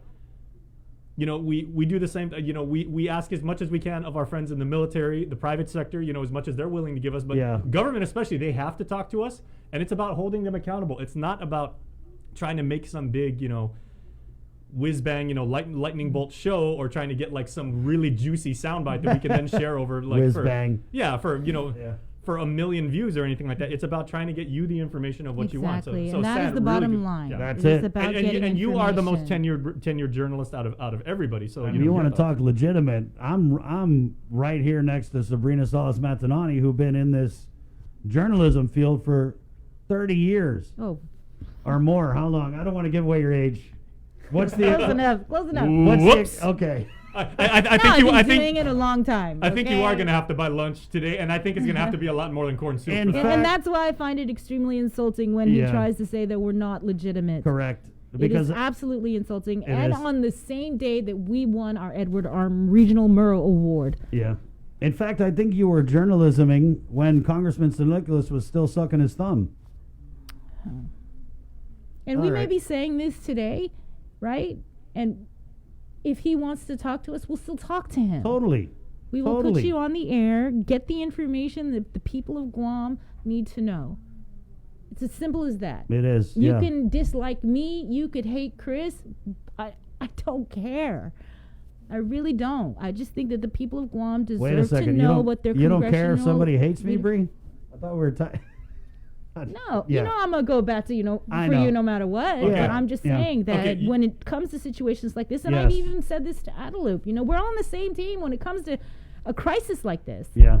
So, I mean, please, we were the ones who were telling everyone to stay home. So we know our role, and we know what role we have to play when it comes to getting the information out. That's one thing. Then we also have a role to play that we've been charged with from the people of Guam to hold people accountable, and that's something that we take it very serious. And I just want to end on that because we wanted to just discuss this article and discuss the delegates' treatment, and to again extend the invitation. Hey, we got into it with Speaker Barnes. She lived to call another day. It's just the way it is. It is what it is. All right, 9:25. We'll take a little break, and we're coming back with Procurement Guru. He has a black belt with 10 red stripes on it for procurement. That's the highest you could go. That is like, when it comes to procurement knowledge, this guy is on top of the mountain. He wrote the book. He teaches the class. He is the man. Okay, so we're going to come back. 9:25, containing COVID. Good morning, Guam. Keeping you informed, KUAM News brings you Banking 671, brought to you by the Bank of Guam, the People's Bank, and Coast 360 Federal Credit Union. Together, we thrive. KUAM News COVID-19 TakeOver on I-94 FM is presented locally by Ambrose Inc. GU Self Storage, conveniently located near the Harmon McDonald's. We offer affordable rates, online payments, and auto bill pay for your convenience. Plus gate access daily from 6 a.m. to 9 p.m. Call us today at 648-7867 for more information. With the new challenges we're all facing, First Hawaiian Bank wants to make sure you have access to your financial world.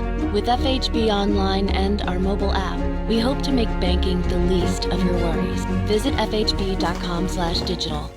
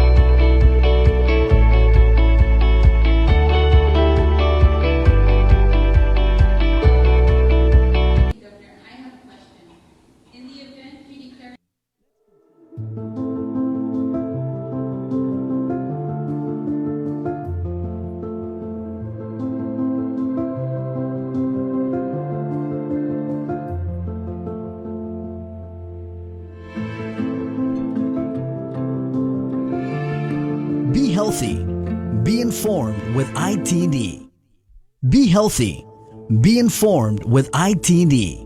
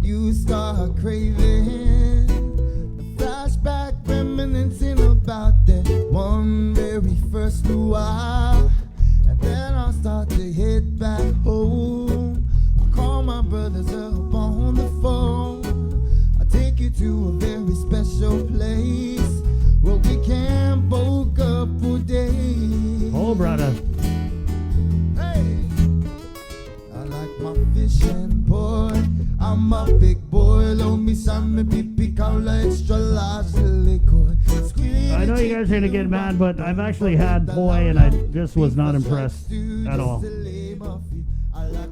I'm assuming it's an acquired taste. I'm trying to think if I've ever tried it. Is it that purple thing? It's yeah, and it's like kind of soupy a little bit. And what is the difference between poi, taro, and ube? I don't know, but I like corn. That's all. What's corn? It's a mash of the breadfruit. Pound of corn. Oh. Yeah, that's good. Yeah, it's good stuff. Okay, good morning, 9:30. That was Mixed Plate. You hardly ever hear any Hawaiian jams on here because, you know, how I feel about Hawaii. I wrote a whole song about it, but I love Mixed Plate. That's awesome. 9:30. Let's switch gears again and go back into this procurement and we'll bring Attorney John Brown back on, who has been following this emergency procurement very, very closely. And, well, good morning, John. Here with Sabrina, of course. Good morning. Good morning. Good morning, Sabrina. Good morning. Chris. Good morning, Guam.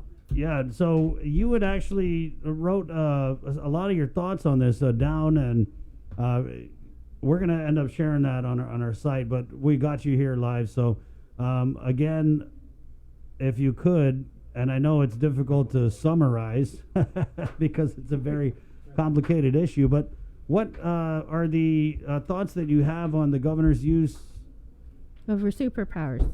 Her superpowers, right. Title 10. It really goes back to the memo where she tried to rewrite history. The memo to her directors, Lester Carlson and Edward Byrne. And she tries to make the case for procurement, and I'll come back to that because I want to get into, first of all, to what I think is a new topic that hasn't been mentioned by anybody.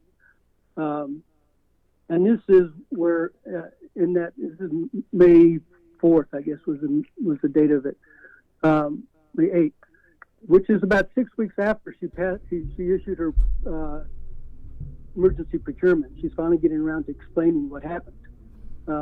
And in it, she says that the federal government has directed money to Guam. These funds must be used by the executive branch. Oversight of the use of the funds is given to the federal inspector. The funds are within the exclusive management of the executive branch.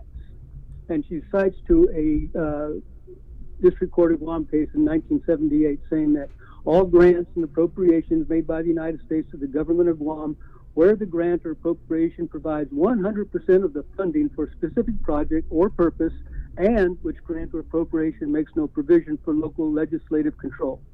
So in that case, the government of Guam has 100% of the responsibility, is what she's saying. That's not exactly everything there is to it. There is a code of federal regulations. That's a universal code. It's the Uniform Administrative Requirements for Federal Awards, and it's at 2 CFR 200.302, Financial Management. And that's sort of the introductory statement that each state, and it would include territory by their definitions, must expend and account for the federal award in accordance with state laws and procedures for expending and accounting for the state's own funds. So you can't just hide off on saying, well, the feds have agreed to this. We have an obligation to expend those funds by local law. Now, it does get a little bit confusing because when you get down into the nitty-gritty, into the weeds of it, it does authorize some limited federal use of federal procedures. The main difference between the federal procedures and the local procedures are the thresholds of applicability, the amount of money that's at stake.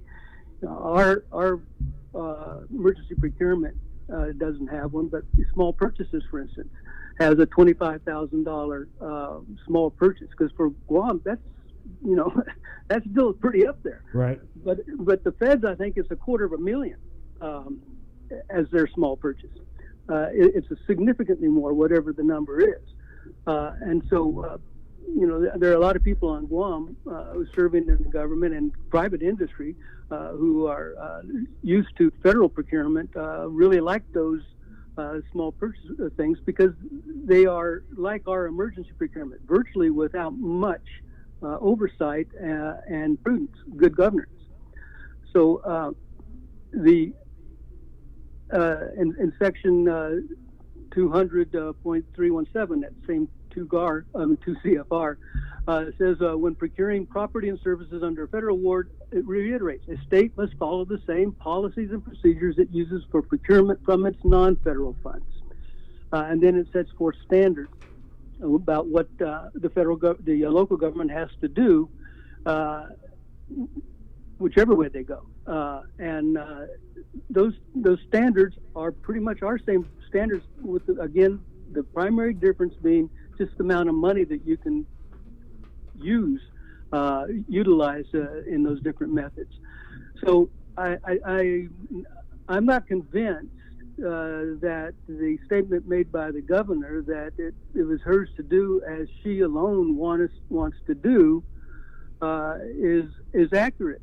But based on that, She said I therefore instruct compensation contemplated in the attached agreements and invoices shall be paid subject to any necessary reconciliation. And where services continue to provide, I instruct that future invoices be paid in accordance with the terms and conditions of the agreements.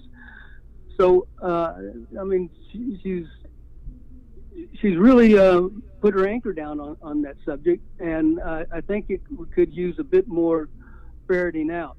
There are occasional contracts that we have, or monies that come to us by way of grants particularly, and also federal funds, it has to be admitted, from federal programs, like some of the HUD programs. Those, we're just acting as an agent to spend the money in the way they want it acquired. But this money is given to us pretty much without strings, other than broad brush statements of purpose and utility. Yeah. So I wouldn't be quite so sanguine as she appears to be that she says, in accordance with Executive Order 2020-13, all agreements and invoices involving services covered by this memorandum shall be posted on the website. Well, that's good. That's all transparent in the government, but that's not enough. You have to have some semblance of a method. Mm-hmm. What was the method in this case? And that brings us back to her other superpower statement. And she says, even in the best circumstances, typical procurement is time-consuming, and it was readily apparent that the emergent conditions made it impracticable, sometimes impossible, to utilize the normal process for acquiring goods and services. We recognized the immediate need to secure quarantine facilities, and I instructed the efforts to be made to secure the same. We acquired facilities. Additionally, we required necessary support services for the facilities. So she's gone out on the fundamental authority that she says exists in the local law, Title 10, Section 19403A1. Repeats that one over and over again. That was what she cited as authority when she issued the first executive order with making a state of declaration of emergency. And she says, I invoke that authority which allows the governor to suspend the provisions of any regulatory statute, prescribing procedures for conducting local business, or the orders, rules, and regulations of any. So she spells it out right there what the law says. It's not just any statute, but she keeps saying any statute. It's a particular statute, one that prescribes procedures for conducting local business. Well, the emergency procurement, no procurement law does that. She can't just set aside a procurement statute, because it is not one that is prescribed for prescribing procedures for conducting local business. Now, that may have given her cover to say that certain businesses have to be shut down, and in consequence of which, if they disobey the orders, then the business license can be taken away from them. So that would be a statute prescribing procedures for conducting local business, at least arguably.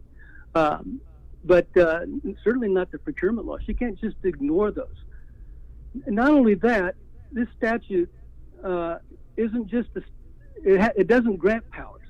It allows the governor to ignore powers, to defer, suspend the laws.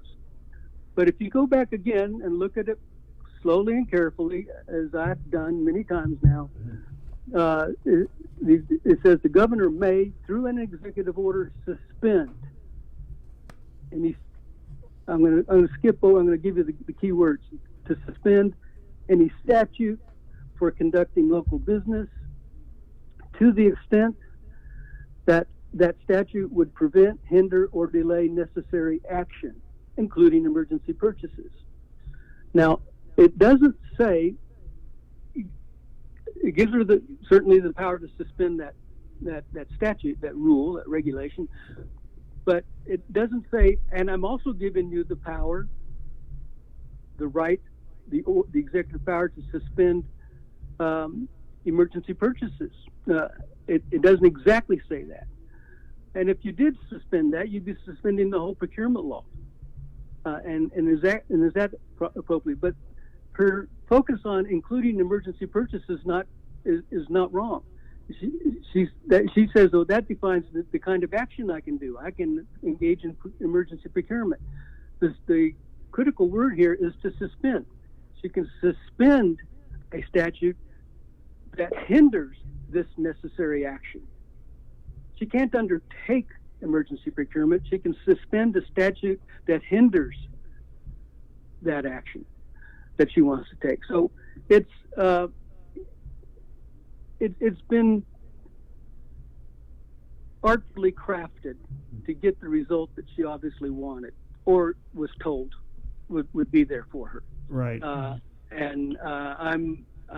don't see it. This is the authority she keeps citing is only an authority to suspend. It does not say you can make emergency purchases. Now that's what the procurement law says. It's in the procurement law. It says that notwithstanding this provision, the following parties may make or authorize others to make emergency procurements. That's an authority to conduct a procurement, to make or to conduct. So who has the authority to make the emergency purchases, procurement purchases? It's the CPO, the Chief Procurement Officer. Chief Procurement Officer is in charge of procuring or supervising the procurement of all supplies and services. So if you're after supplies and services in an emergency, you go through her because the statute continues, or the Director of Public Works, but the Director of Public Works only has responsibility over construction, not supplies and services. So, John, let me just ask you, does it say anywhere in the Emergency Health Powers Act that the governor has the authority to appoint her legal counsel to run point on procuring or whatever, putting out contracts that don't get signed? Yeah. I mean, who's supposed to be doing that? Well, there isn't. In fact, the whole law is kind of silent on that. But let me just point out that the governor's procurement authorities are limited. They used to be everything. The first procurement law passed by the legislature overturned the the regulations, procurement regulations that the governor had adopted by executive order under the Organic Act powers. So the legislature said, no, we're going to take that power away from you from the Organic Act, and we're going to give it back to you. Now you can promulgate procurement regulations, but it's under our authority, not the Organic Acts. And that was back in 1957 or 57, the regulations 58 when the law was passed. And eventually the law was separated so that not all procurement was in one office. It was separated. DOE and GMH got separated out. They each could conduct their own procurement, but in each case, under regulations adopted by the governor.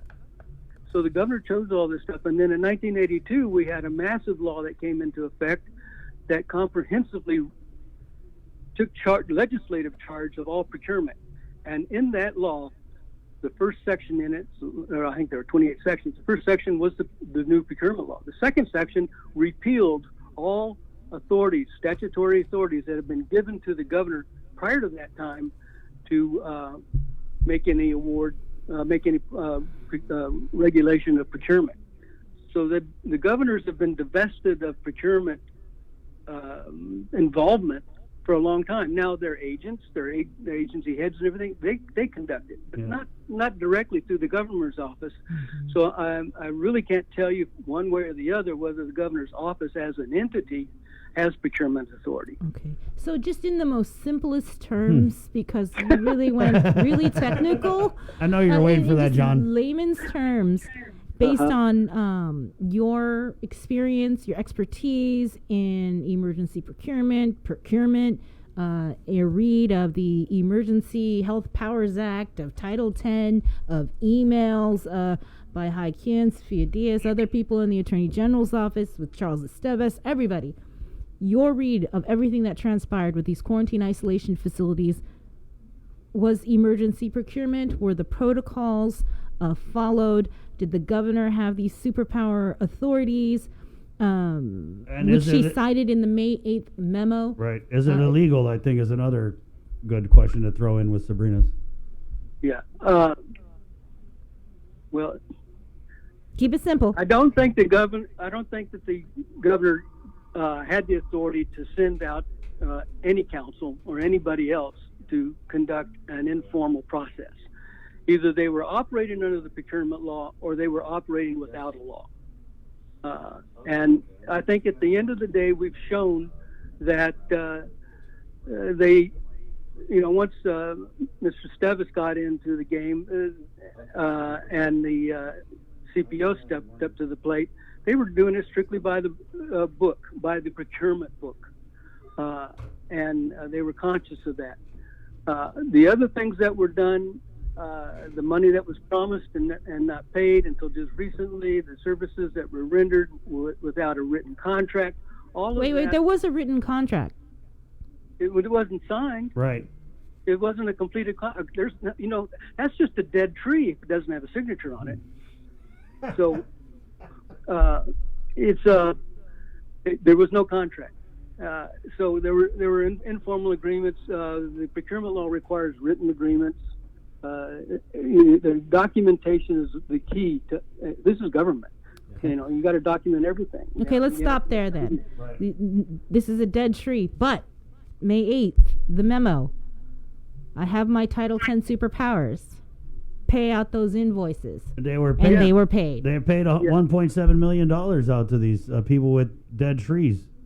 So, what does that mean? Let me just tell you something that's illegal. Probably not. But who's going to do anything about it?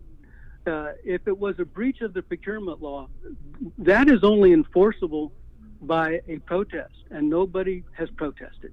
And not just anybody. You and I can't protest. It's got to be somebody who was a bidder or a prospective bidder. And they've got 14 days from the time they figured that out to protest. It hasn't been done. So maybe it's illegal, maybe it's not, but it's not going to result in any legal action under the procurement law. Mm-hmm. There was is that the end of the game? Well, there is a curious law. It's called the Proper Expenditure of Government Funds Act, or something to that effect. It's in 5 Title 5 GCA's Chapter 7, and it allows any citizen, any resident of Guam to sue somebody who acted without authority and get a personal judgment against that someone, and it specifically says, including the governor, for not that the person suing gets anything out of it, but they can have that person who's expended government of Guam funds without authority to pay it back to the government. The personal liability to pay back everything that was expended by a violation of the scope of authority. Mm-hmm. So there is something that can be done. I mean, what we have seen in the past, because Guam has been rife with all kinds of procurement violations, is that a year or two or 3 or 4 later, the public auditor comes out with a report saying everything that's been gone wrong, and somebody gets a slap across the wrist or a kiss on the cheek. I'm not sure which. We had a comment here, John. What about from Rachel? What about taxpayer standing for unauthorized expenditures? Well, the statute I'm talking about, any resident has standing. That's what the law says. Right. Any resident can bring this action. And there may be a taxpayer statute too, but of course, it being a taxpayer one, it won't have the breadth of getting an action is the taxpayer. But the taxpayer, even then, they're not going to. The taxpayer who brings that action doesn't get paid anything. There may be a whistleblower, but we all know about it. So there's no whistle blown, and we do have a very meek whistleblower statute. So and I just want to step back also one further step and see it from the governor's eyes. The governor's eyes were bulging. Her heart was pounding because this menace is on us. It's in our face. It's in our homes, and it's in our major industry. And it's going to. And all the world is saying we have to social distance. We have to shut down. Italy was shut down. Spain was shut down by the time that we shut down.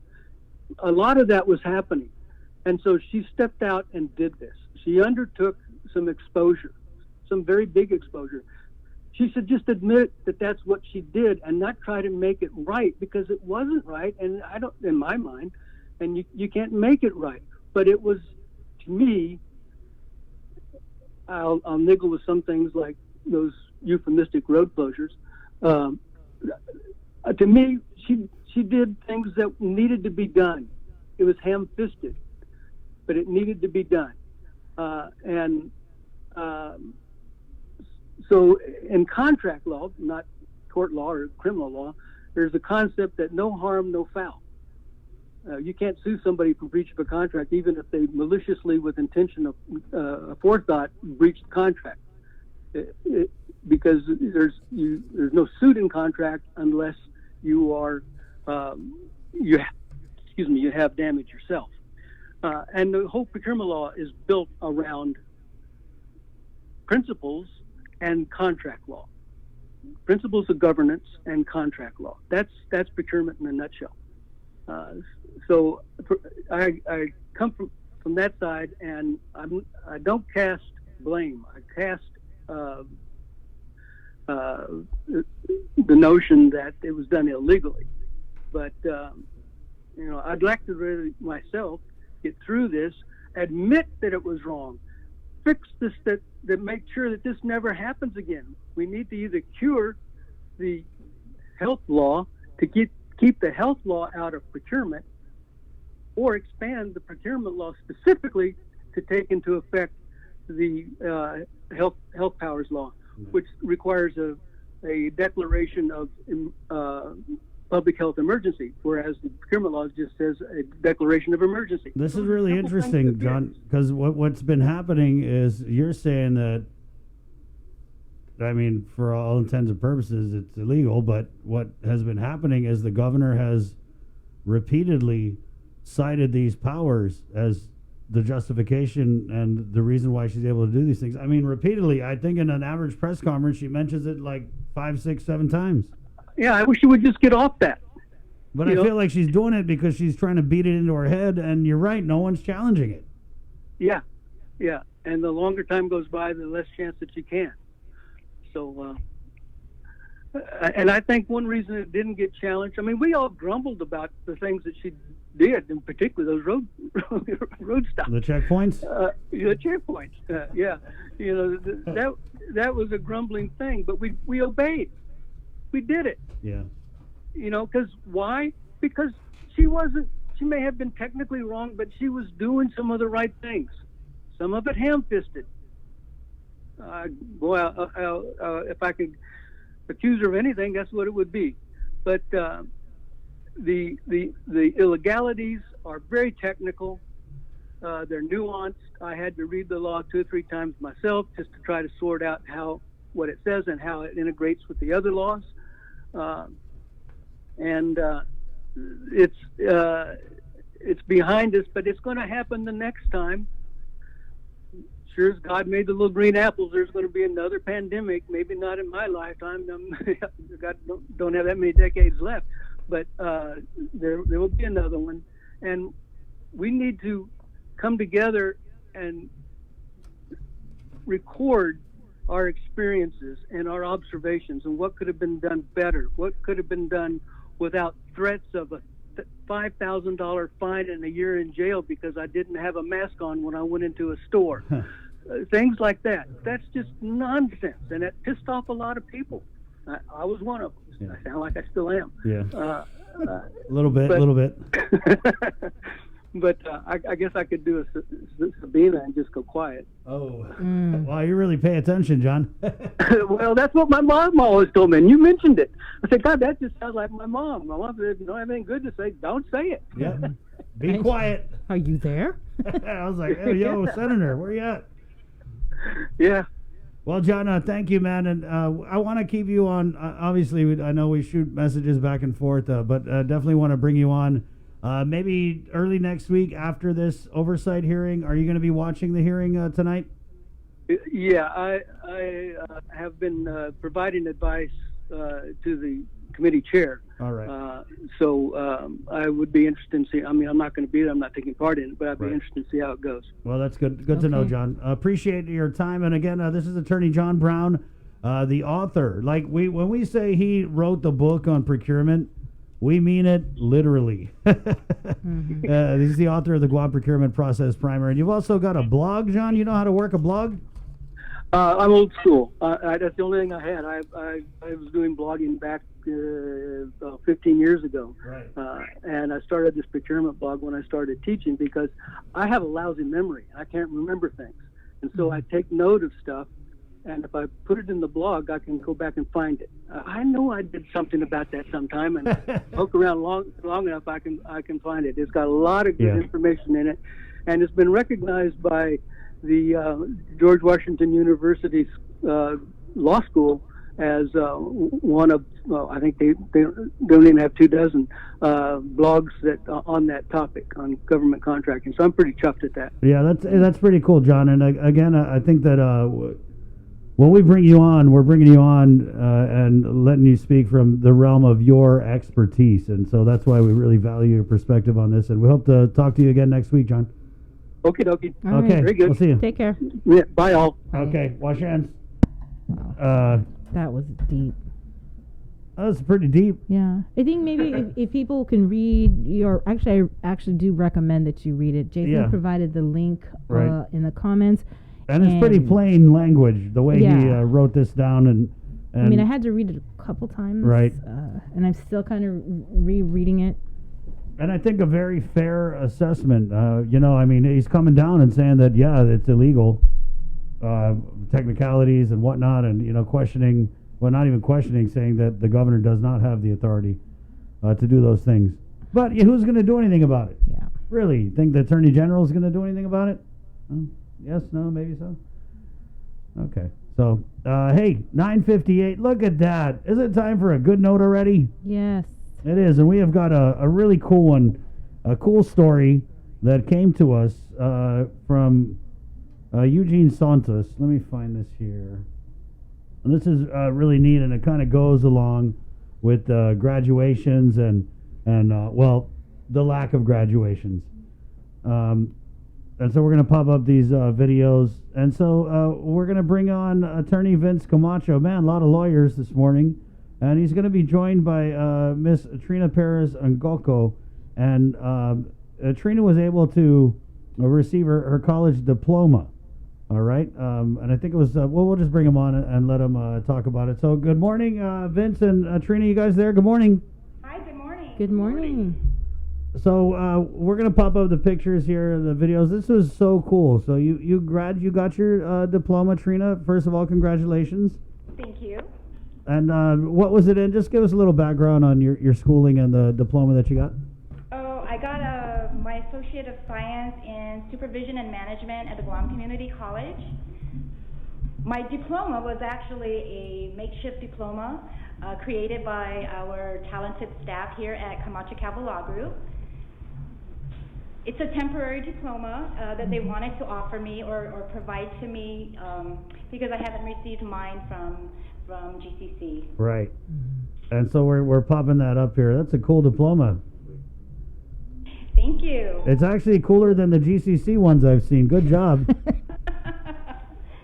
Vince, we bring you on. So obviously this is a problem that the whole world's having. People are graduating, whether it's from high school, whether it's from college.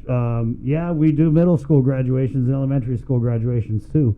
But how important was it for you guys to kind of have this little celebration for Trina and her in light of her achieving this milestone? Well, it's very important. As a law firm, our biggest asset are the employees. And in order to help our employees grow and proceed in their careers, we definitely ask them, to further their education.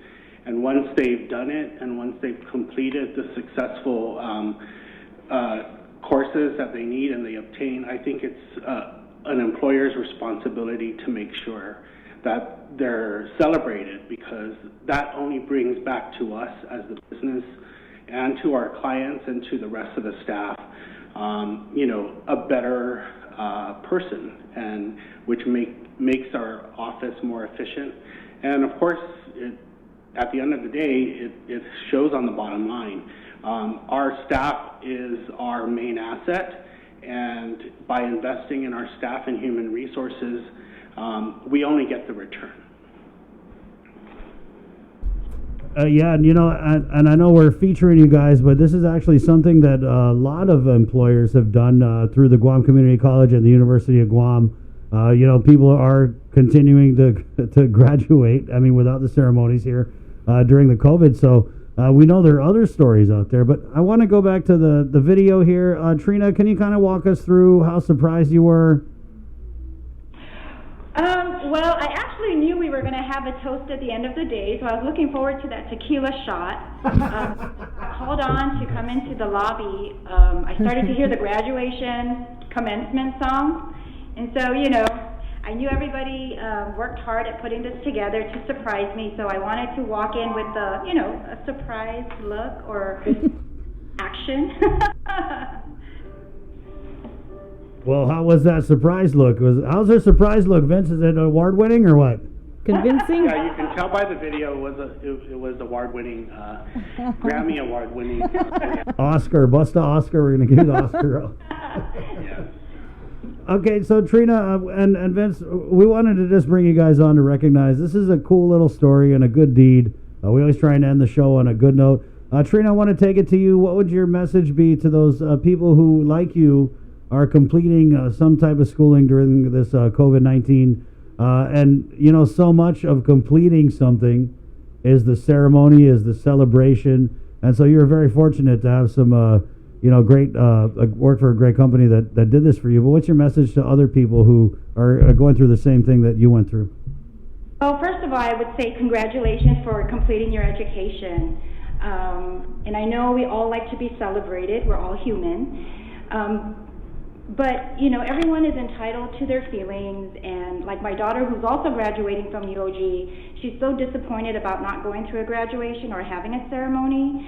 And like what I said to her, and I'll say to everyone else, acknowledge your feelings. It's okay to be upset or disappointed, but we can't control the situation. So don't dwell on it. Know that you accomplished something good, and move on, and look at the brighter things, the better things ahead of you. And to the families of those who are graduating, do something small to celebrate them. And I think mainly if we don't feel celebrated, we feel that we haven't really finished.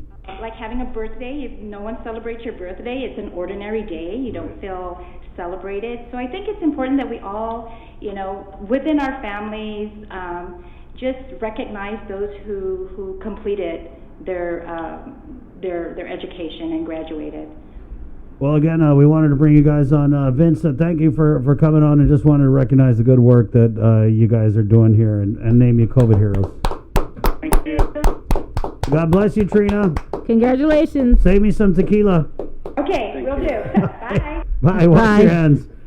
Okay, 10:04. Thank you guys so much for joining us for Containing COVID. Again, brought to you by Cowboy Enterprises, Ambrose Inc., IT&E, Coast 360, and the Bank of Guam. We really tried to jam a lot of info into the show for you this morning. But guess what? With 11 new COVID-19 cases, there's going to be more info coming out today. So, and also make sure to watch the legislature.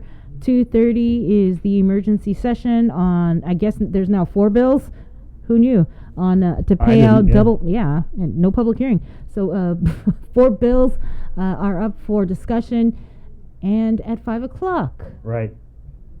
It's still scheduled. It is. The oversight hearing on procurement of quarantine facilities. Right, and wow, we just I feel like we just had our own oversight hearing in here with John Brown. And even Sabina Harris, she said that she requested to go into recess, and it was denied by the speaker. Yeah, so we'll see what happens. I know that these guys are banging heads on it, and I have a feeling there's going to be some rapidly evolving things that are going to happen, not just during that session, but maybe even before it. So, all right. Okay, hey, you guys are awesome. I want to give a big hand to my partner here on the show, Sabrina Salas-Matanani. Good job, Bree. Good job, Chris. All right, hey, we're Chris and Bree, and it's time to say bye. I just want to let you say bye. Oh, I have a name. Yeah, hey. Okay. Right. Okay. Thank you, guys. Gualas and Chris. Enjoy.